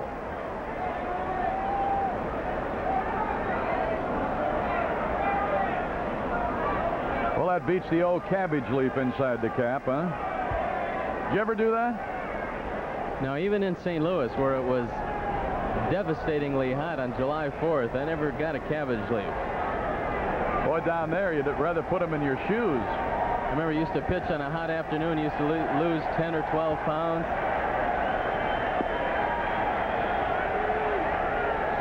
Cato's walking around down there, too. He's getting the batting helmet.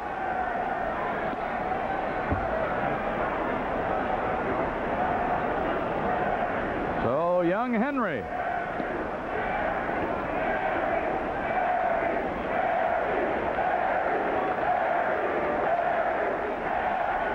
It's Henry Cato, .285 batting average, 3 for 13 with 1 RBI as a pinch hitter. There you take a look at Henry. He's done a fine job as a defensive replacement, and he's hit the ball surprisingly well. Henry said he's going to go to winter ball this year, and one of the things he wants to work on is putting a little more power into the stroke. He said after watching Sandberg this year and what he did in the offseason and then in spring training, he thinks it will help his career if he can hit some home runs. So he's going to alter his stroke a little bit, start trying to drive the ball a little bit more, and he thinks that's a way to start playing every day here in the major leagues. So Bob Dernier, you're going to have some competition next year in center field. Here's Henry batting .285. Trying to get Jody home and get back on top. Lucas, the left-hander, ready to throw his first pitch in relief here today. They're going to walk Cato and take their chances with Bob Dernier. This will be the 5th walk to the Cubs. The first of the 5 to be intentional. Well, Bobby Dernier has a chance to upset the apple cart. There will be 1 away when Dernier steps in. Davis at second, and Cato will be at first. The 2 straight hits by Say and Davis got the Cubs set up, and then Breiser with a little slow roller in the grass to second got Say home, and now it will be Bob Dernier, and here comes Jim Fanning again.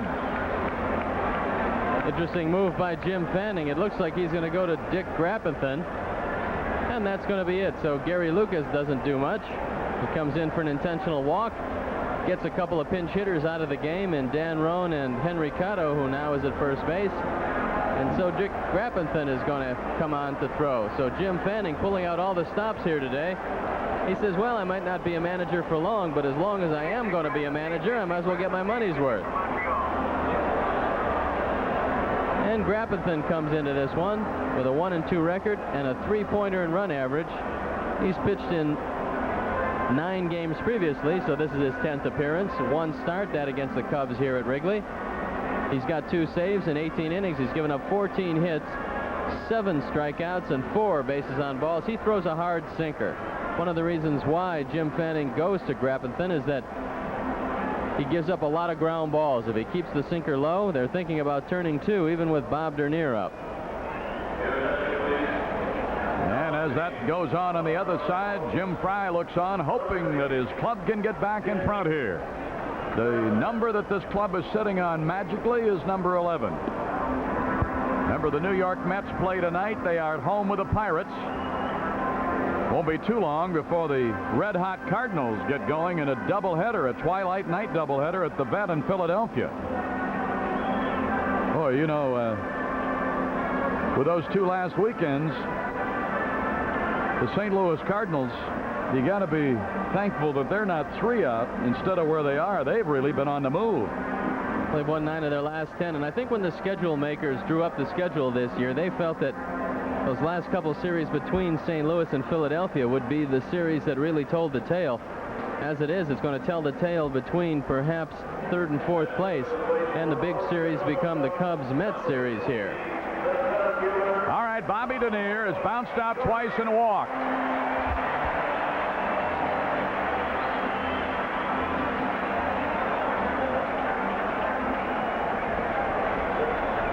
Denier looking for his first hit of the day. This is the spot to get it. You got Jody Davis at second, represents the go-ahead run, and fast man at first, Henry Cotto. Ball 1.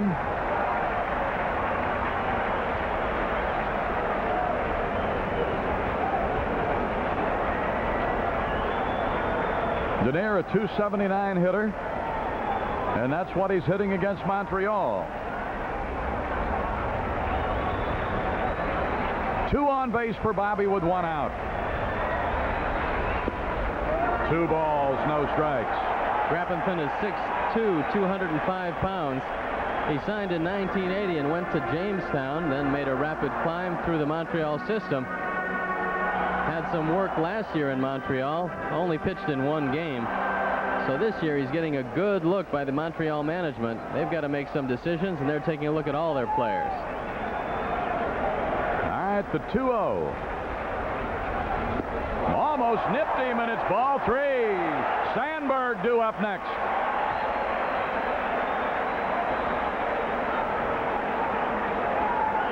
A run is in to tie it. 3rd pitcher in the inning for Montreal. Now they're going to get some activity in the bullpen. Big Bob James. That is a strike, and it is 3-1. I'd like to get something going here before they get James in. He is tough. Grappenthin is a college coach during the offseason at Indiana State University. He's the varsity baseball co-coach, I guess you'd call it. All right, now the 3-1 to Bobby Denier. Did he? Yep, that is a strike to make it 3-2.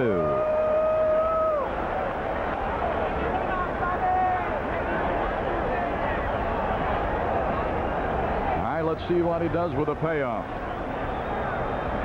Jody moving away at second. Henry Cotto at first.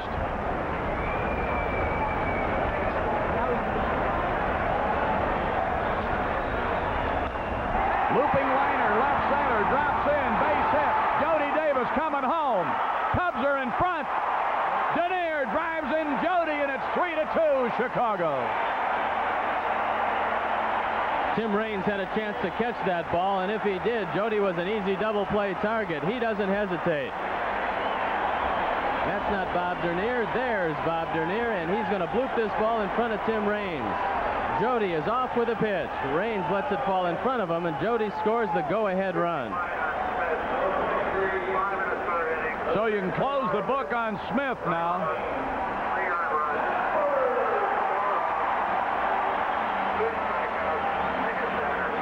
5 1/3. 3 runs, all earned.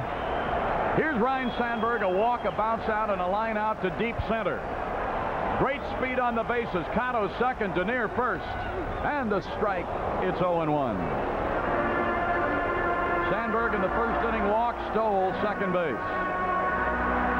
29th time he had stolen this year, and when he scored, it was the 20th time after those 29 stolen bases that he had stepped in for a run. He can help you in many ways. Ryne Sandberg. Too close, and it's ball 1, strike 1. Grappenthin throws a good moving fastball. You can see it boring into a right-hand hitter. He's trying to crowd Sandberg.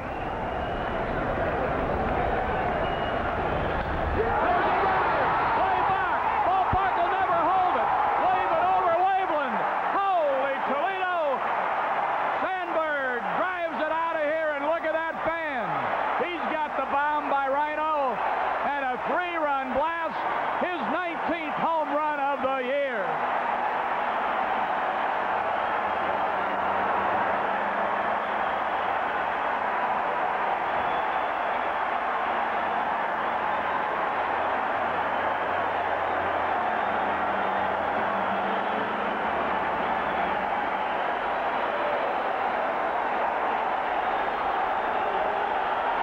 RBIs 77, 78, and 79 for Sandberg. The Cubs throw a 5 spot at Montreal, and the fans want an encore from Sandberg. Here he comes.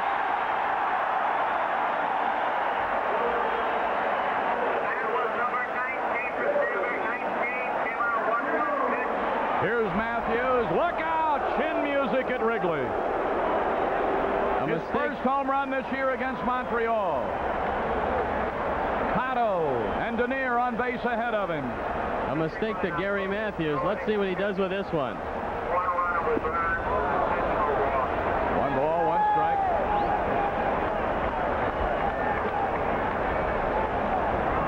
Oh, Sandberg can get a crowd ready and then put him in ecstasy, and he's done it again. 1 ball, 2 strikes to the Sarge. He's struck out, walked, and been hit by a pitch.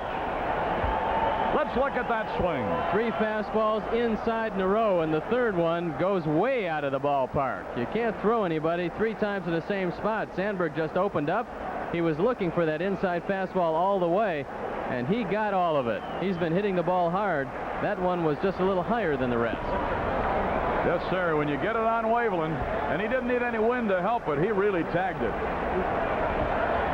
Now he's really got a shot at that first player in history to have 20 doubles, 20 triples, 20 homers, 20 stolen bases, and get 200 hits. 3-2.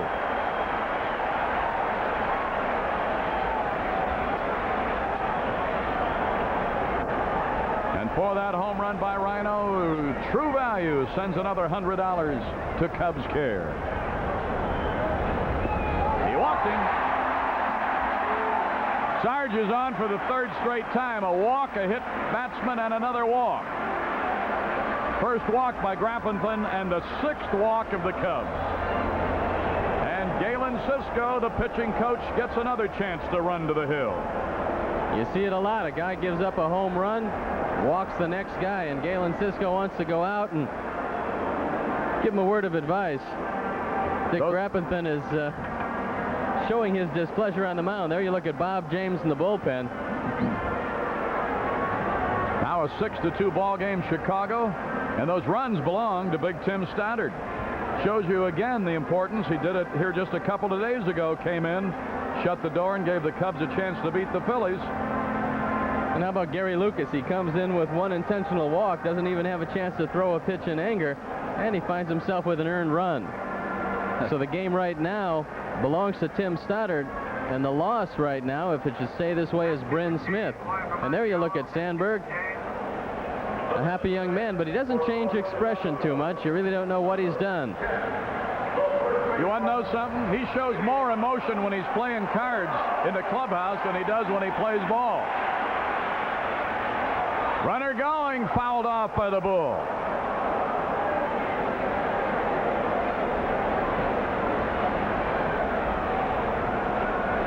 Remember, the Montreal Expos are here again tomorrow. It'll be Rick Sutcliffe against Rogers. And we'll get right on it at 1 o'clock with the Leadoff Man on Channel 9. No balls and a strike. Durham drove in a run in the first with a single. Since then has flied out to left twice. Sarge with his lead. Base hit right field. Hit so sharply Matthews knows second base is as far as he can go. Durham with his 2nd hit of the game. And the Cubs have now batted around as Moreland steps in. That's a 3rd hit off Grappenthin and the 8th Cub hit of the afternoon. I think Jim Fanning's got to make a change here, Milo. He's walking around looking at his bench right now. I don't know if he's going to flip-flop his order, but yeah, that's going to be it. Grapathan hasn't done too much here except give up a couple of long balls and a couple of screamers. Let's take a look one more time at the home run, the location of the pitch. You don't have to guess the location of where it's going to land. And Sandberg hits number 19.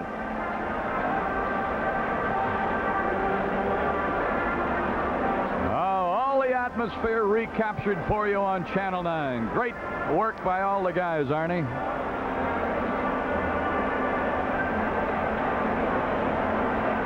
So Bob James will be coming on. Boy, when Fanning makes a change, he gets all the mileage he can out of letting him warm up. The way things have gone in this inning, maybe he'd decide to get him the minute he went out. Moreland will wait to bat. He'll be the 9th Cub to bat in the inning.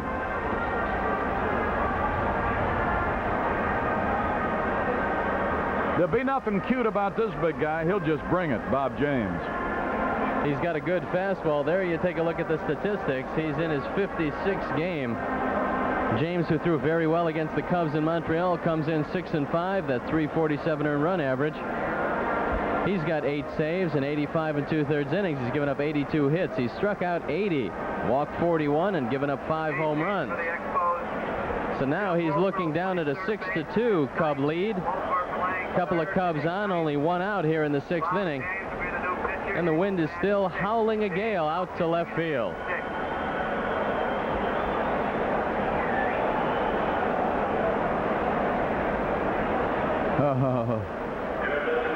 I got to go in the upper deck to smoke them there, though. That's the problem. Well, you never have any trouble in the middle 3 innings. There's a young lady who likes what's going on here, waving at the camera. She kind of enjoyed Ryne Sandberg's home run, and there you take a good look at Bob James. James is 6'4", 230 pounds. He's from Glendale, California, now lives in Sunland, California. Last year he was at Detroit, Wichita, and Montreal. This year he's been with Montreal all the way. He's got a fastball in the low 90s, but what really sets up his pitching is a good, hard-breaking curveball. And it's very simple. When Bob James gets the curveball over, he's effective. When he doesn't, he's not. Wolford, I don't think I've ever seen Wolford play on the infield. He's playing third now. Well, they're flip-flopping the order, so Jimmy Wolford will show you that versatility is where it's at. He's going to try his luck in the infield, and daytime third base is no bargain here at Wrigley Field because a lot of line drives are hard to pick up, especially if you just come into a strange position. Well, you know, before they came in here, he's been on a bit of a home run jag. Hit 3 there in a couple of days, 2 in 1 game.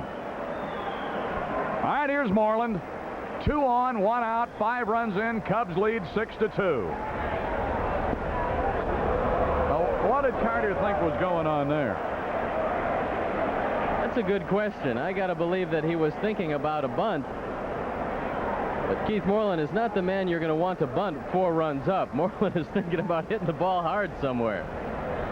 1 ball, no strikes. Moreland, the 9th Cub to bat in the inning. Say, who started it with a single, due up next. Fouled back out of play off to the right.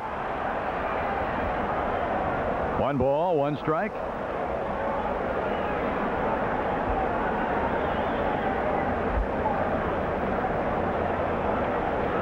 One and 1.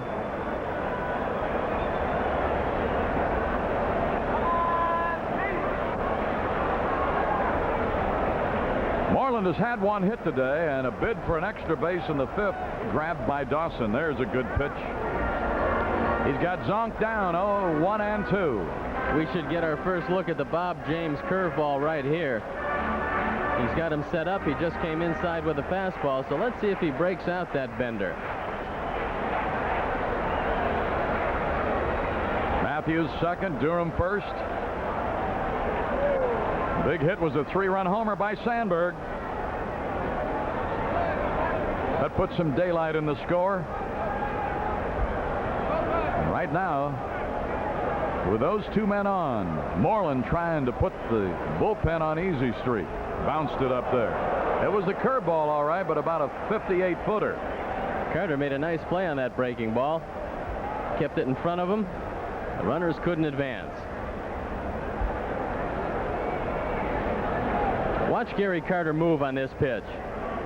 He shifts his weight, gets in front of the curveball so that when it bounces, he smothers it with his chest protector. That's classic style from the catcher. You won't find too many better than Gary Carter. 2 balls, 2 strikes, 2 on. Fouled it way up to the right side. Upper deck time. Still 2-2. Cubs have now out-hit them 8-5, leading the score 6-2. Remember the big weekend. Mets will be here. Scarf Day on Saturday, and the chicken will amaze you and entertain you on Sunday. Off speed, bouncer to third. Wolford will go to second. One, fire to first, and they get the double play. A 5-4-3 double play, but the Cubs had an inning. 5 runs on 1, 2, 3, 4, 5 hits. Weren't any errors, didn't need any help.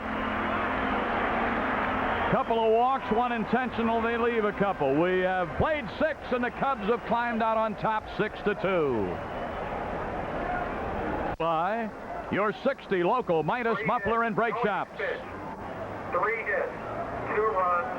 Ryan Sandberg gets one he likes, and with 2 men on, he's going to drive it way over everything. The ivy, the screen, and on Waveland, a 3-run blast.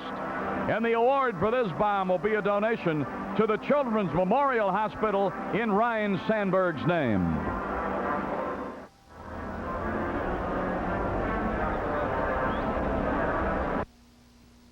You know, at Midas, we've installed over 48 million mufflers, more than any other muffler chain. In fact, compare us to any... Harry Carey and Steve Stone as we go on to the top of the 7th. George Frazier will be the new pitcher. He's going to face Tony Scott. Scott's got a .253 batting average. He'll come on to hit for Flynn. And Frazier is 5-3 with a .357 ERA, appearing in his 32nd game. Frazier's got 3 saves in 58 innings. He's given up 48 hits. 2-1-2-9-8. Only 20,976 paid here today. Same 2 teams tomorrow, and that in itself would indicate to you how many good seats are available here at Wrigley Field. So don't let that malarkey about it being a sellout keep you away. Here now is Tony Scott, and Frazier's first pitch is high. Is that Roy Johnson? Yeah. Apparently got something in his eye. Here's a fastball with the low. Stoddard would be the pitcher of record now. Frazier can hold him. Stoddard would have a 10-5 record. 2 balls, no strikes. There's a high pop foul out of play. The celebrated cartoonist of the Chicago Tribune and its syndicated chain of papers, Jeff McNelly, enjoying the game here in the booth with us. The pitch swung, and he foul tipped.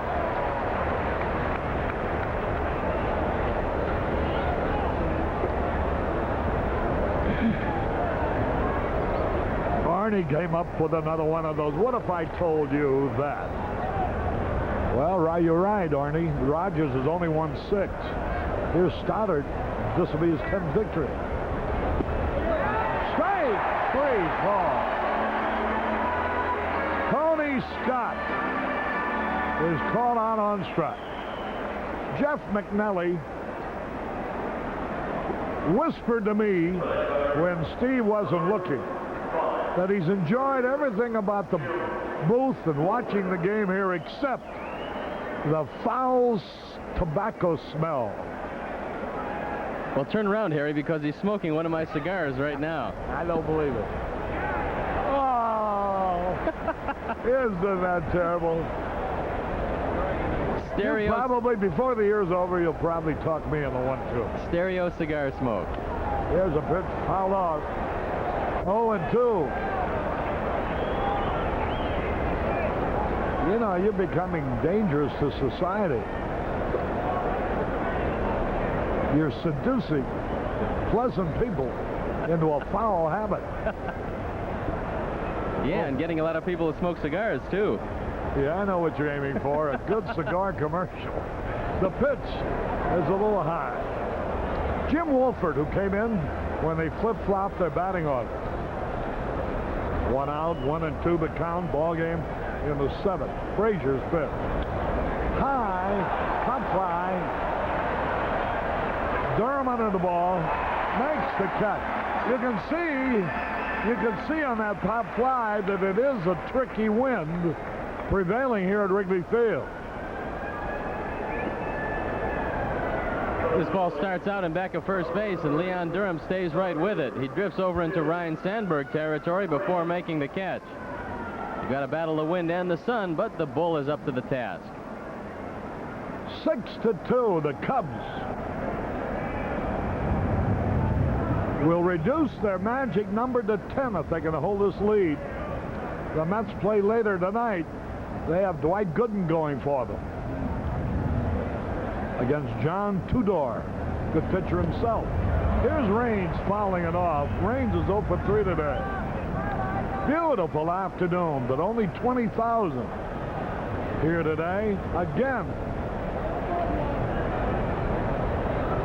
the erroneous conclusion on the part of so many that it's impossible to buy a ticket for a game here.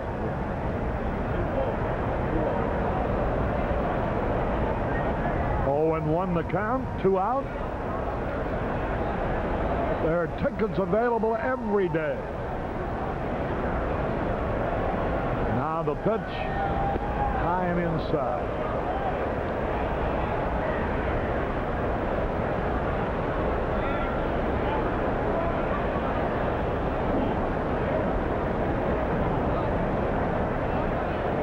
Here's the pitch. Check swing. That's a pretty good remark.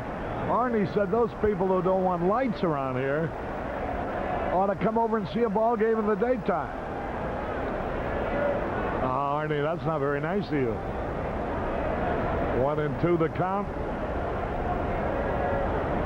Pretty soon I'll see you with a big black cigar. The way you're talking, it's affecting your disposition. Here's a pitch low. 2 and 2 the count. Sox are leading at Oakland 4-1 in the 6th. Tim Raines batting .310 for the season. Cubs shooting for their 88th victory of the year. The magic number would be down to 10 with the Mets coming in Friday, Saturday, and Sunday, a 3-game series. Lined in the center field, Bobby Dernier can't make it into bounce. Watch Raines now. He might go all the way around. He's on his way to third. He's going to be held up. I think had Raines known that the ball was going to get by Dernier, he might have made it an inside the park home run. This is the 5th triple of the year for Tim Raines. Dernier tries to make the shoestring catch, and the ball gets by him. Fortunately, Keith Moreland is backing him up. That's the only thing stopping Raines from scoring. A couple of good relays, and Raines is in for 3. Roy Johnson is apparently leaving the game, and we're going to have a pinch hitter. Looks like Miguel Delaney. He was being administered to in the dugout, you recall. A moment ago, the trainer was working on his eye. Apparently, something had flown in there. Delaney, Miguel. I'll tell you one thing, Delaney doesn't have the kind of power that Roy Johnson already showed here today. There was nothing in Johnson's eye in the 3rd and the 5th inning when he homered for 2 runs and doubled in the 5th. So for George Fraser, that bug flew into Johnson's eye right on time. Now he has to face Delaney, and Delaney loves to bunt. He can both drag the bunt down first or push it toward third. You got to be careful, because if Delaney does get it down the right side, it's very difficult to throw him out. They played Delaney bunched towards left center. They give him all the right field. If he ever pulled a boy, he'd get an inside the park home run. Oh, it hit him, hit by a pitch ball. The runner, Raines, will have to go back to third base.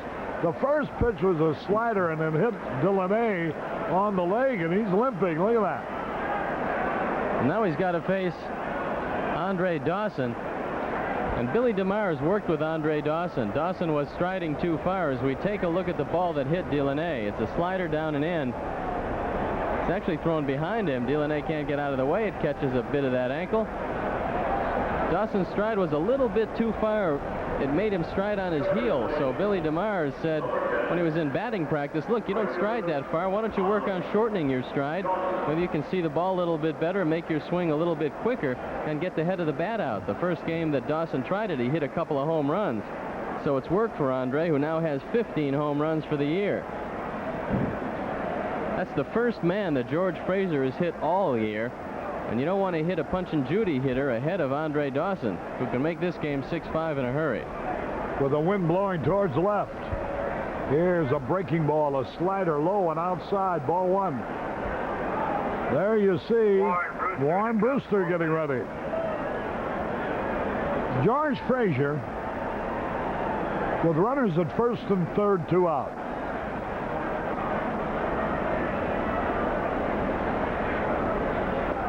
A breaking ball. Did he go around? No. On the appeal, Jerry Crawford said he did not go around. And that's a break. It looks like Andre Dawson swung at that ball. It was a good low curveball. And Jim Fry not too happy with it, but he's just pacing back and forth.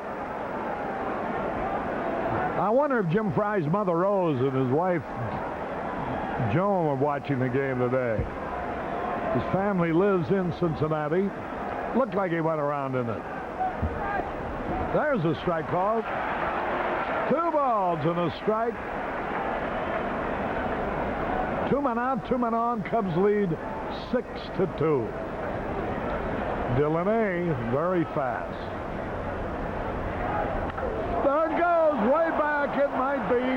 It could be. It is. Holy cow. Gary Matthews didn't even move.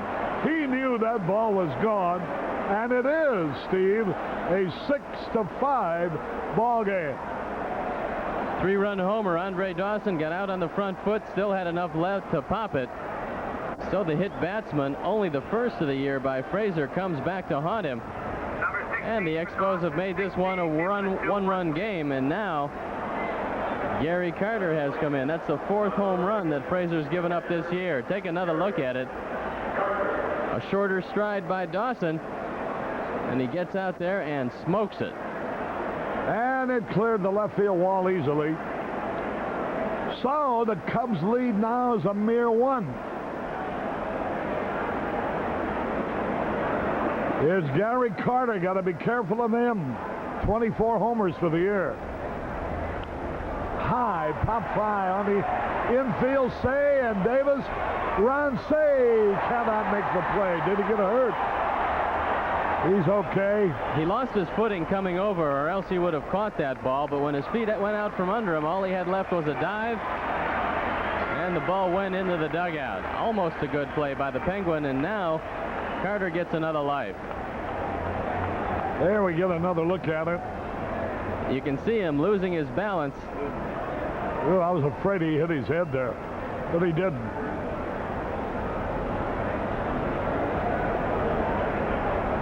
Whoops. Ball hits off the glove and falls harmlessly. 0-1 the count. Fastball in there, a beauty. 0-2. Well, if you got 1 more run than the other guy, the victory counts as much as if you have 5 more runs or 8 more runs. Here's a pitch fouled out of play. The trick now is to keep from getting that other run, which would mean tying up the ball game. George Fraser. I think hitting Delaney must have upset him. 0-2.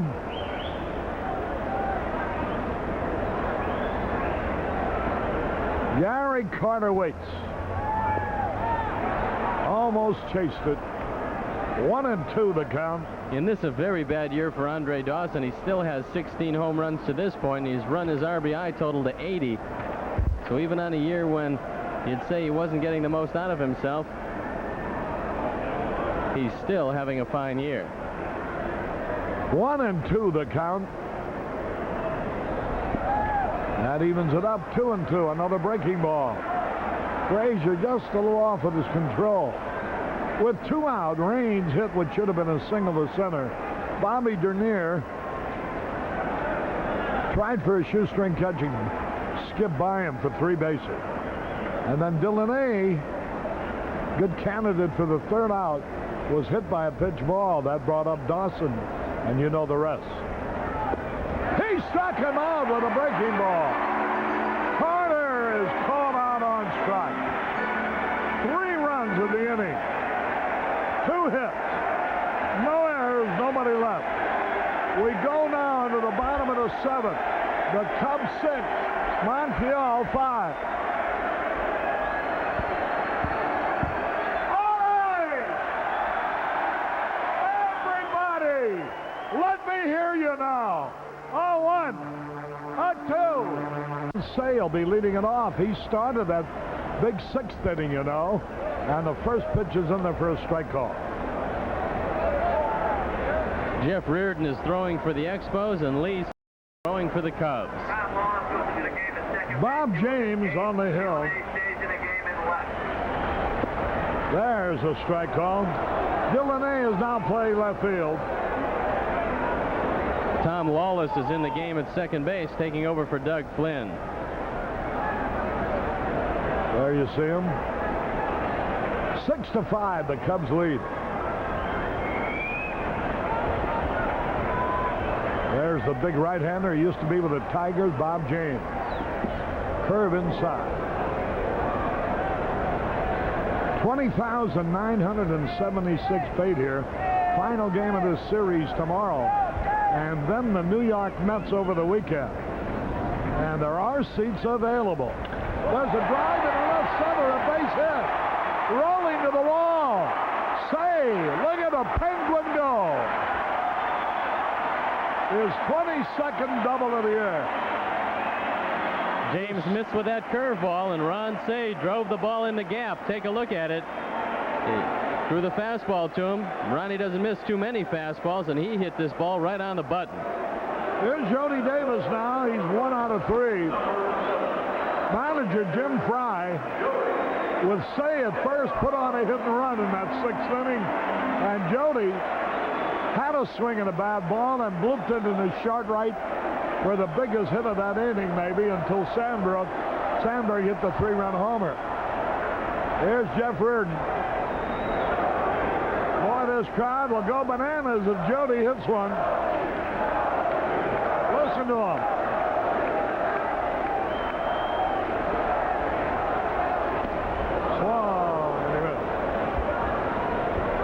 Looks like he's being tied up with that fastball, isn't he?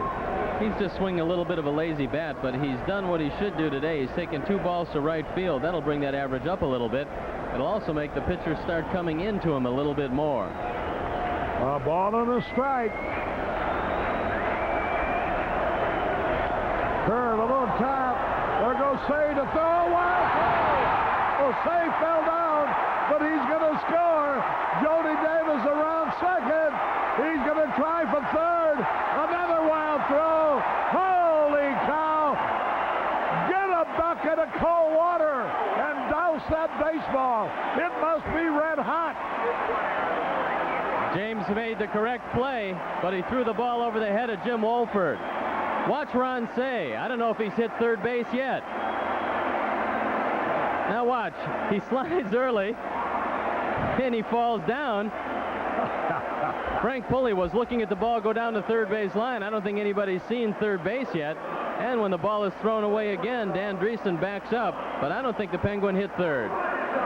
The shortstop, Brian Little, made the final throw over the third baseman's head. Actually, maybe he was throwing to the plate. I don't know. He was throwing to the plate. Say had already scored. Yeah, I thought he had touched third. Here now is Verizon. Watch this on the replay. Now he's got him with a good throw a mile. Look at that. See, he's right there. Now he slips and falls. Frazier had a cut. Infield is in. They think it's going to be a bunt by Tom Frazier. So they want to cut this run off. Everybody in close. They got to give 2 errors on that play. One to James for a wild throw to third. But they don't necessarily have to give the shortstop an error. Swings and he misses. If he threw to the plate, they could rule that Jody Davis taking third on the throw to the plate. Although they had him at third easily too. I think they're just going to give James the 1 error and a little bit of luck to the Cubs. He struck him out on 3 pitches. Frazier goes down swinging. Ron Hasse is coming up now, so that's going to be it for George Frazier, and Lee Smith is going to take over. Now he's got a 2-run cushion, and Ron Hasse, who provided some heroics yesterday with a pinch hit, would like to do it again here. He's up there with a runner at third and 1 out. This will be a big run to pick up. The Cubs lead now is 2. A fly ball or a hit would make it 3. Ball game in the bottom of the 7th. Another lucky 7 for the Cubs. This bud's for you too, sir. Ron Hasse. You know, Jeff McNally is the celebrated cartoonist, political satirist or satirist of the Chicago Tribune. Here's the pitch to Hasse. Fouls it off to the left. But there's one thing they can't get in a cartoon. Wild throws like we just saw a moment ago. Hasse's got to tune it up a notch because James is really bringing it. Reardon's ready to come in if Fanning decides to go that way, and Fanning has shown that he doesn't let pitchers stay in too long. Here's a pitch a little low. Arnie just mentioned something else, too, that's so true. He says why television baseball is so great. So many unexpected things happen. And our cameraman and our director, of course, being the greatest. There's a drive, deep left center, way back, Maybe, hit it! Holy cow! Ron Hasse, a home run into the left center field stand. His first home run as a Cub. And the Cubs now have a 4-run lead. Listen to the crowd.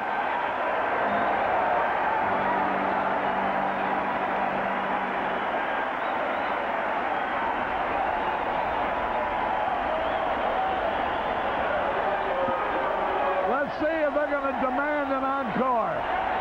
They want Hasse to come out. Listen to the crowd. A standing ovation. Here he comes. Here he comes out.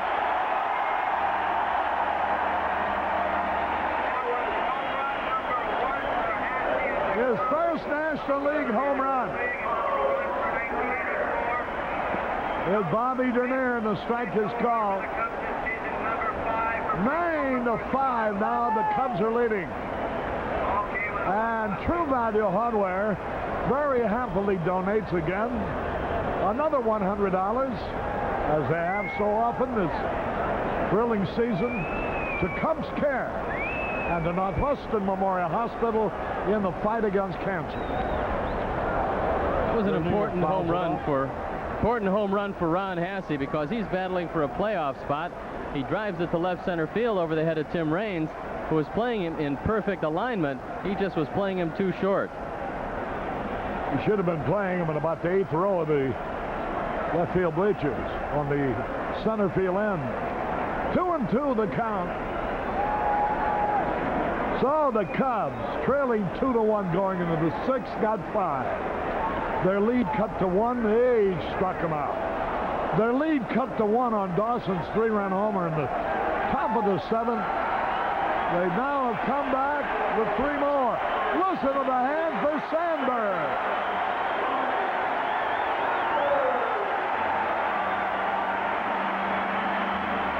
Well, I said it much earlier in the year that a new sports hero was born in Chicago this year.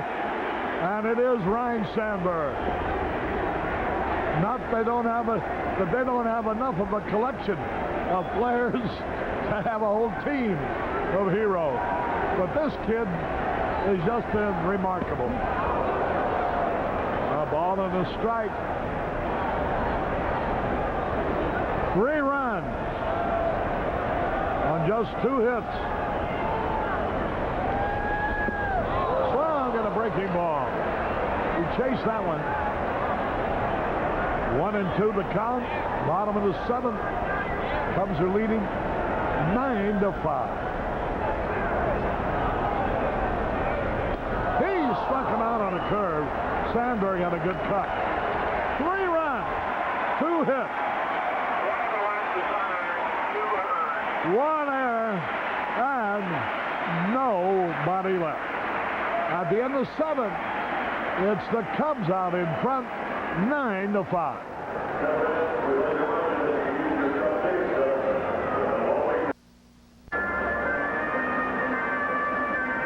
Carey back at Wrigley Field where the Cubs are out in front 9-5. Lee Smith comes in now to nail it down, Steve. Ron Hasse took Lee Smith out of a save situation. He can't get one here today, but he's 9-6 coming in with a 3.66 ERA, making his 63rd team leading appearance. He's got 31 saves in 91 innings. He's given up 85 hits, 74 strikeouts, and 32 bases on balls. He's got that 4-run bulge back again. But in the 9th inning, he's going to have to face Dawson and Carter one more time. Here's Dan Dreesen to lead it off.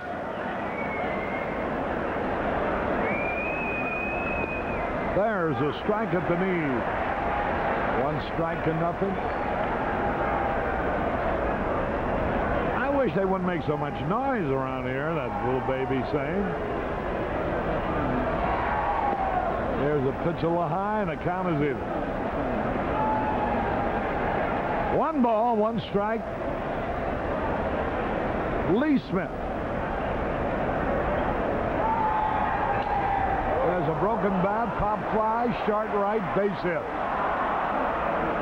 Dreesen busted his bat as he blooped a single to right. Lee Smith is in bright sunlight. Home plate once again obscured in shadows. There you can see the shattered bat.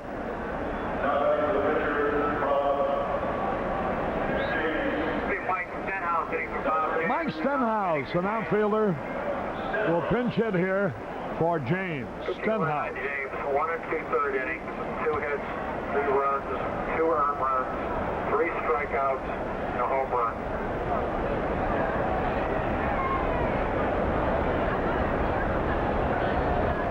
Stenhouse takes the strike call. Final game of the series tomorrow afternoon. And then the Mets come in for the weekend.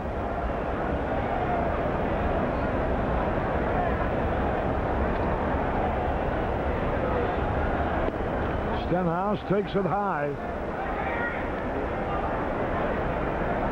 The Cubs have beaten Montreal 9 out of 16 so far this year. There you look at Ron Hasse. Got to be a happy young man. 2 pinch hits in 2 days.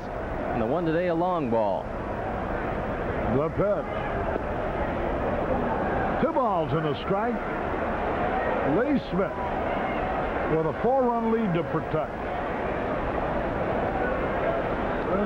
We're in the 8th. Line score check, please.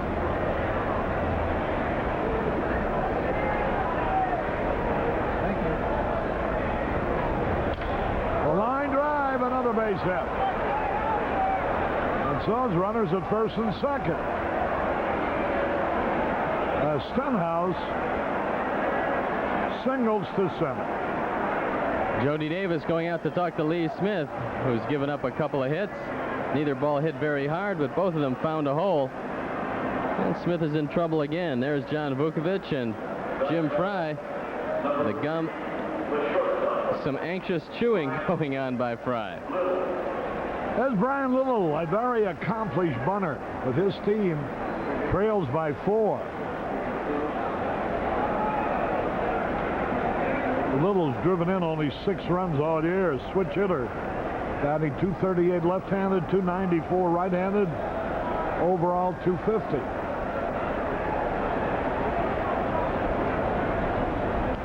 He tried to bunt his way on. That's his greatest offensive weapon. Brian Little. Very fast, a good bunter. Bronce moved back a little bit, but Little's liable to do it again. Cubs have only 16 games left after today.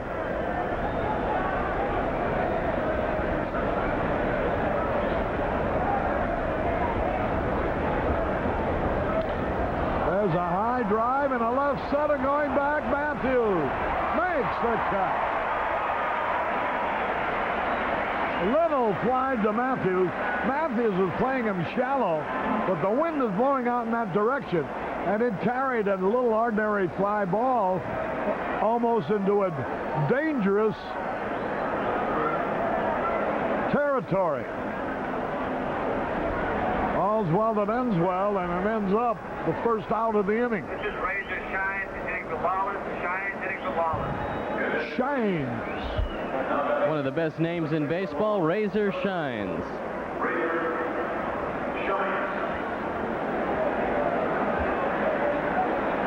The crowd gets a kick out of that name.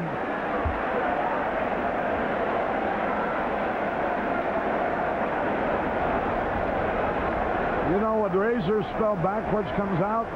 Rosar.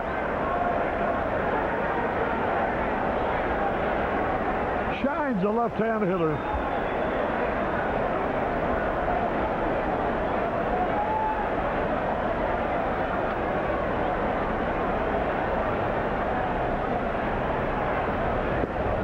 Fastball a little bit low. He doesn't have a whole lot of power. He's a slap hitter, but he can use the gaps. He's out of Durham, North Carolina, 28 years old. He's been up and down before. Strike called. That evens the count, a ball and a strike. Shine has only been the bat one time this year with the Expos and failed to hit. 1-1 pitch.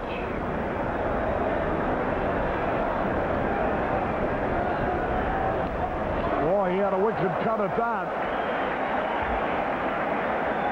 But you rarely see a man hit the ball when he swings that hard. Both of his feet were off the ground. 1-2 the count.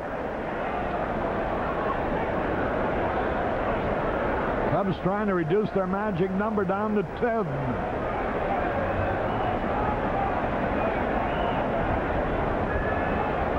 Even the Waveland Avenue Fire Department is keeping track of the countdown.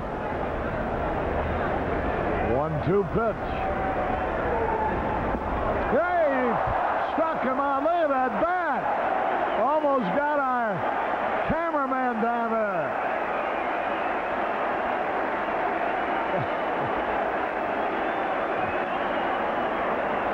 Well, Pete almost needed another camera right here. Smith throws a slider completely fooling Razor Shines. Hey, listen, if Shines had hit the ball as far as he threw the bat, Pete Alonso, where are you, Pete? Come on out, I'll protect you. he ran for cover. I don't blame him. Pete D'Alonso.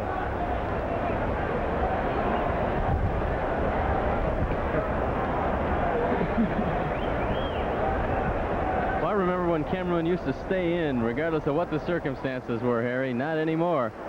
Those are the kind you used to see walking and talking funny, though. 1 ball, no strikes. Pete really got out of the way of that bat. But he never lost his picture. The pitch. There's a fastball and a strike call. This is Jim Wolford, used to be with the Kansas City Royals.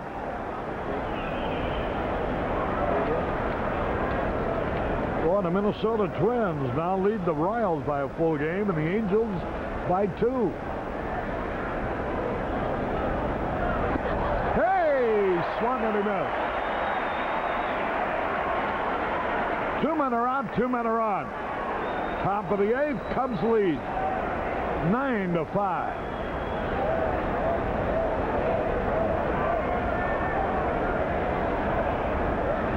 Ball game going on to almost 3 hours in length.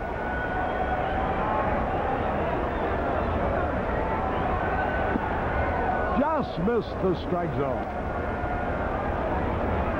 White Sox leading in Oakland 4-1. 2 on, 2 out.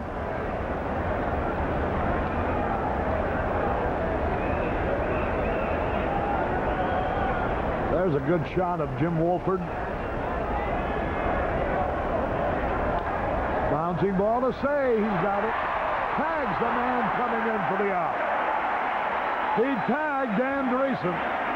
Rather than risk making a wild throw, no run, 2 hits, no errors, 2 left.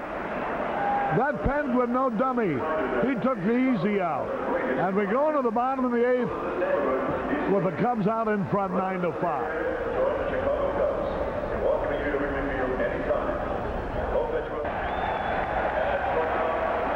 Carry back at Wrigley Field. They just announced that Razor Shines stays in the game to play third. The crowd really loves that name. Here's Jeff Reardon coming out in relief. He's had a disappointing year. Hey, Shines is a pretty good bubble blower. Jeff Reardon is coming on to pitch the 9th inning. Reardon 5-7, a good ERA at 2.93 with 20 saves. 8th inning, excuse me. Here's Gary Matthews. Moves to second base. Little moves. They've got a lot of mileage at shortstop today. This is the 4th shortstop that Jim Fanning has used. Mike Ramsey, Rene Gonzalez, Brian Little, and now Angel Salazar. He is 8th. Jeff Reardon now pitching. He will bat 9th. Reardon, the new pitcher. Second. Salazar in the game at short, hitting 6th. He's the 5th they've used. Shines Reardon pitching and hitting 9th. is staying in the game to play third. Salazar comes in to play short. Brian Little moves over to play second. Dreesen stays in the ball game at first. Matthews takes it low. Ball 3. Matthews been on base 3 times. 2 walks and a hit batsman. His only official time at bat, he went down swinging. Ball, he walked him. That's a 3rd walk he's drawn today. 93 for the year.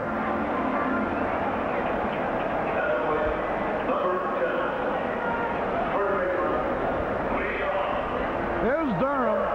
He's 2 out of 4. The game-winning RBI at this point belongs to Bobby Dernier. It would be his 4th. There's a base hit for Durham. He hit that ball like a shot. Runners at first and second. Cubs have come out of their slump now. 3 for 5 for Leon Durham. Once again, the ball away from him a little bit where he could get his arms out, and he hit it right on the nose. Here's Moreland. He's 1 out of 4 today.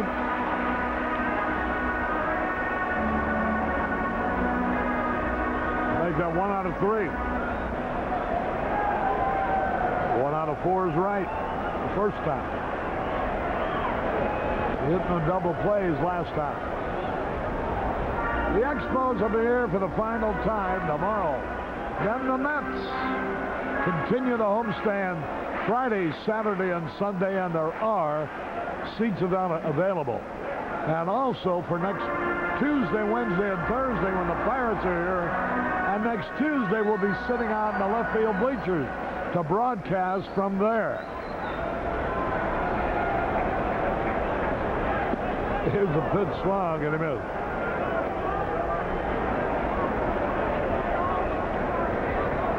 Yeah, you know, the way things are going, The Cubs could very well clinch it against the Pirates next Tuesday, Wednesday, and Thursday here at Wrigley Field. There's a pitch foul out of play. I'm going to repeat after the game the announcement about playoff and World Series tickets. I'll read it slowly.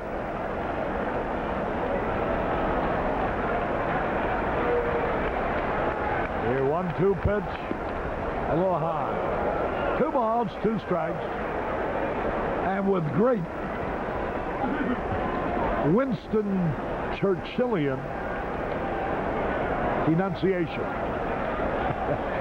with the big black cigar, a la Winston. Here's ball 3. That pitch went behind Moreland. So we realize many of you are just joining us perhaps for the first time. Many of you just arriving home. Some of you stopping in your favorite Budweiser saloon.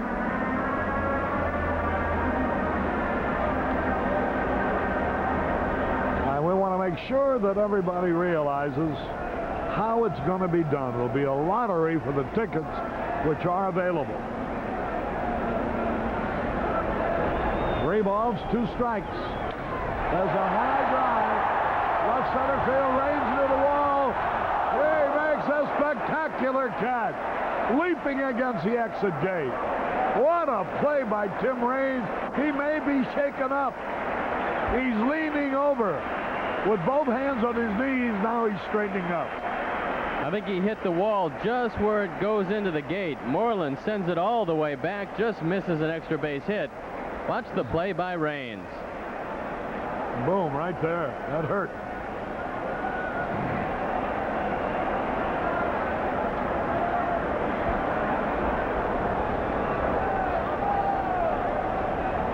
When does the ivy begin to die? What month? Boy, that ivy looks marvelous. Really, really verdantly green.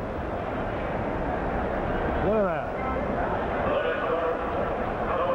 It's going to stay green right through the World Series, Harry. This ballpark will never have looked more magnificently beautiful as it will during the playoffs and the World Series. And I'm hoping it'll be the Tigers and the Chicago Cubs in the series. Sure, you have in Lou Boudreau's pool. Of course you are. No, just a bit of nostalgia. The last time the Cubs played in the World Series was against Detroit in 1945, which was my first year of doing Major League Baseball. 1 ball, no strike.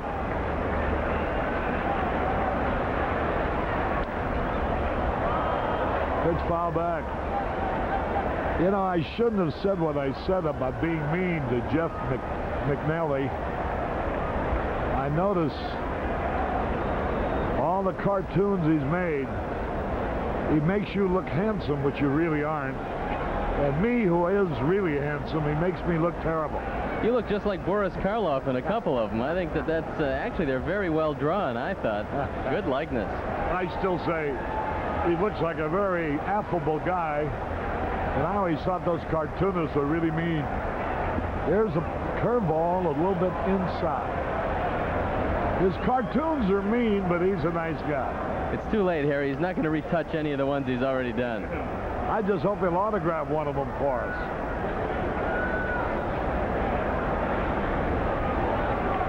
All right. 2 balls and a strike. Ball 3. We're going to show. Hey, Jeff, we'd like to show a couple of those cartoons that you've drawn.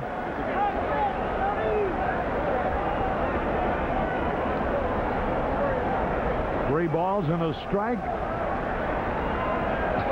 This Cub is great. 3 balls and a strike. Fouled it out of play.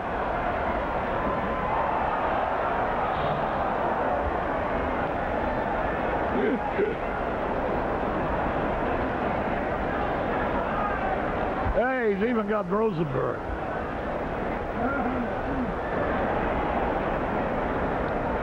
come he made you bald, Jack? Now, that's not nice. 3-2 pitch. Great base hit. Here's a runner around third. He's going to score. Here's a throw towards the plate cutoff. Say has just driven in his 91st run of the year. This is Ron Say's third hit in the last 3 innings, and it's a rocket to center field. Gary Matthews taking advantage of Tim Raines, and he scores easily from second base.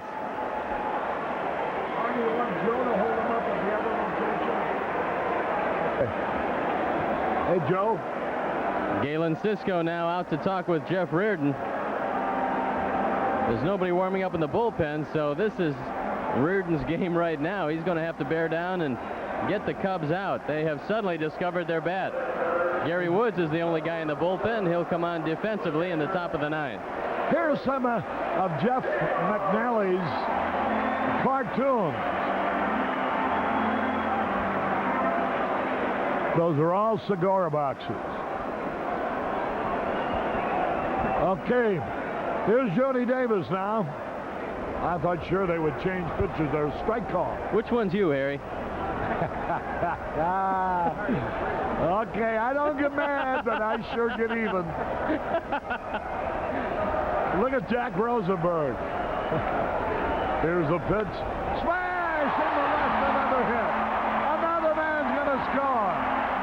And the Cubs are pouring it on. Listen to the crowd. Jody Davis drives in his 86th run of the year. Razor Science makes a good effort, but he can't get to the ball. Once again, taking advantage of the arm of Delaney, the Bull scores easily as Miguel just tosses it back to the infield.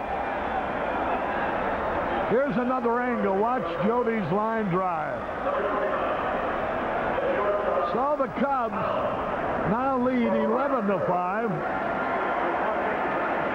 Who's got the Cubs in the 13-run pool? Still got a shot. There's Tommy Verizon. Left-hander warming up in the bullpen for the Expos. That's a great idea. That's what I should do with you.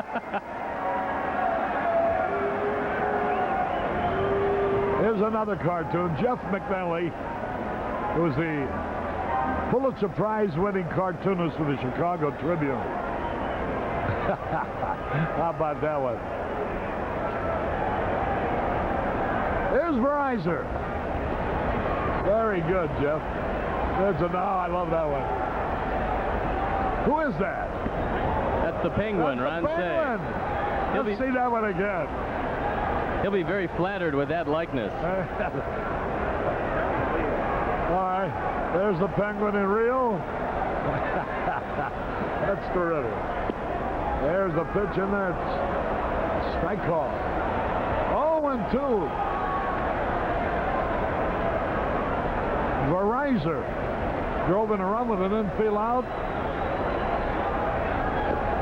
earlier in the ballgame. It was a run that tied up the contest at the time, 2-2. And then Dernier got a base hit that put the Cubs ahead, and they've been ahead ever since. That's why he'll get credit for the game-winning hit. 1-2 the count. Left-hander getting ready in the bullpen now for the Expos. Cubs magic number will be down to 10.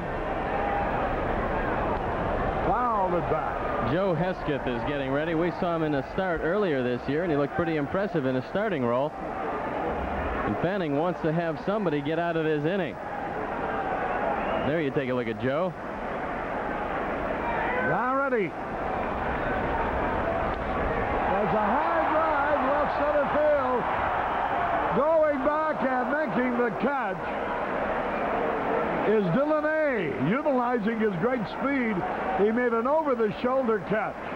The ball almost pops out of the glove of Miguel Delaney. Let's watch it again. This ball carries very well in the wind. Verizon just got it on the end of the bat. Now watch Delaney come out of nowhere to pull this one down. That's the new angle. You can see the last-minute stab. All Right here is Lee Smith. He's been to bat 11 times, had 1 hit. Bottom of the 8th, the Cubs have this one nailed away.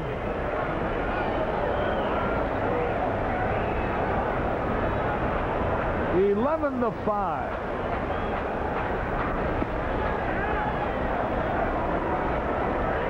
The Expos have used 5 pitchers, and not one has emerged unscored upon. The Cubs have spread it around, pounding the Expo pitching staff. A little bit low. The Cubs have had 13 hits so far today. 2 big homers, a 3-run job by Sandberg, and a 2-run homer by Ron Hassett. 11-5 in the bottom of the 8th.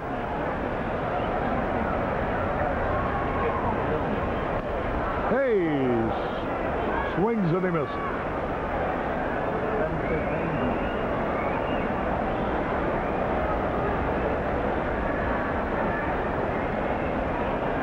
Final game of this series tomorrow. Strike 3 called. And the Cubs picked up 2 runs on 3 hits. No errors and 2 men left. At the end of 8, there you see it. Cubs 11, Expos 5.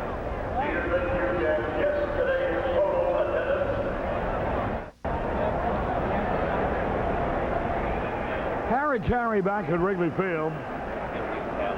They're not only good looking, but they're happy. Cub fans these days. We go into the top of the 9th. There's Dallas Green, Jordan Goldsberry. That's Sylvia waving at the camera, Dallas's wife. Mr. and Mrs. Louth from Delaware, outside Philadelphia. He went to school and played basketball with Dallas. They're visiting here. Gary Woods now playing left field.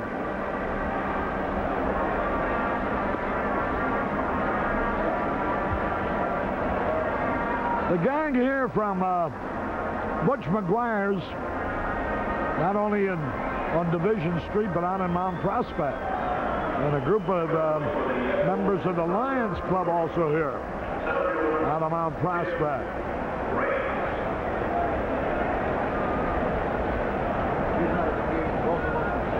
There we go. Have you had enough excitement? You want him to put this one away, 1, 2, 3? Yeah, I'd like to see that done. Here's Raines. He's 1 out of 4 today. The strike is called.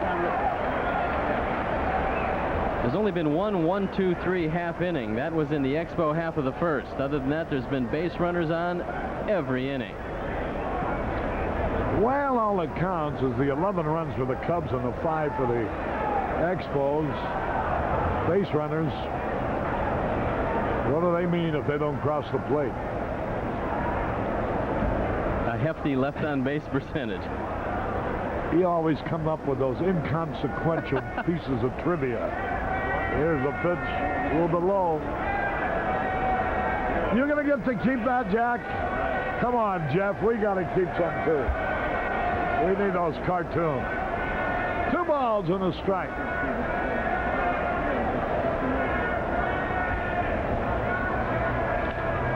High pump foul out of play. Gary Woods is in left field as Sarge. Sarge is probably tired. He's been on base all day long. 3 walks and a hit batsman. So he's been on base 4 times and 5 trips to the plate. And don't think those bases on blowouts don't add up to runs. Fly ball should be caught. Bobby Dernier is there. 1 gone. Lee Smith cannot get a save. He came in with his team ahead by 4 runs. So the minimum would be 3 before you can qualify.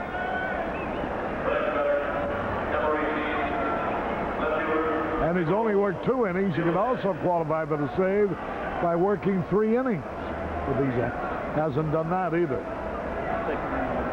So he'll settle for the distinction of finishing the ball game, something he's done very, very often. Delaney takes a strike call. Lee Smith has finished 54 games out of the 63 now that he's been in, shooting for his 55th completion. Ground ball. Whoa, diving attempt by the Penguin. And it goes for a hit. Once it got away, there was no getting the speedy Delaney. Say was playing Delaney in. It makes a nice effort. The ball bounds away from Verizor, and Delaney winds up with a base hit. That's our new angle. You take a look at it as if you were playing shortstop.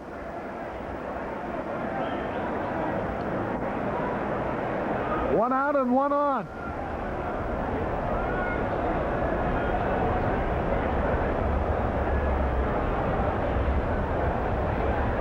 There's a ground ball headed for right field.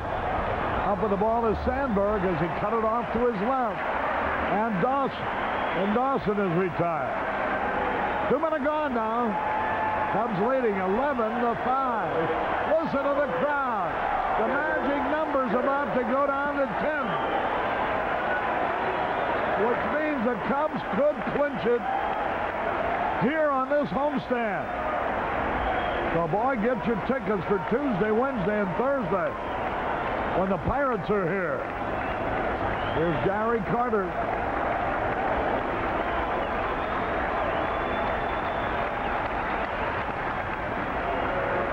Carter is 0 for 4, and he's fanned 3 times.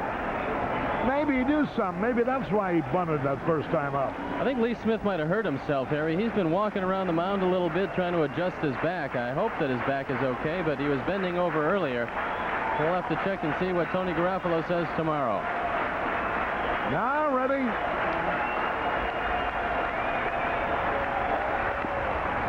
A little bit low. Ball 2.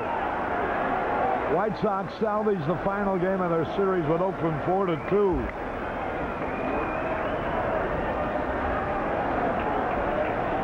Two balls, no strikes.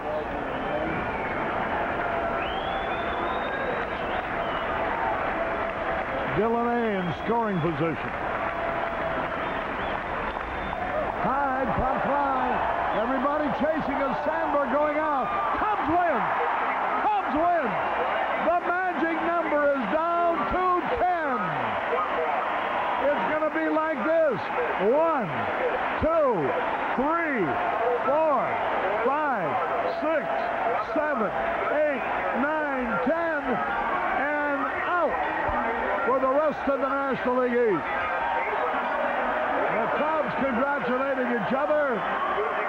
I should have said it in reverse. 10, 9, 8, 7, 6, 5, 4, 3, 2, 1, and out. We'll be back with the totals here in a moment.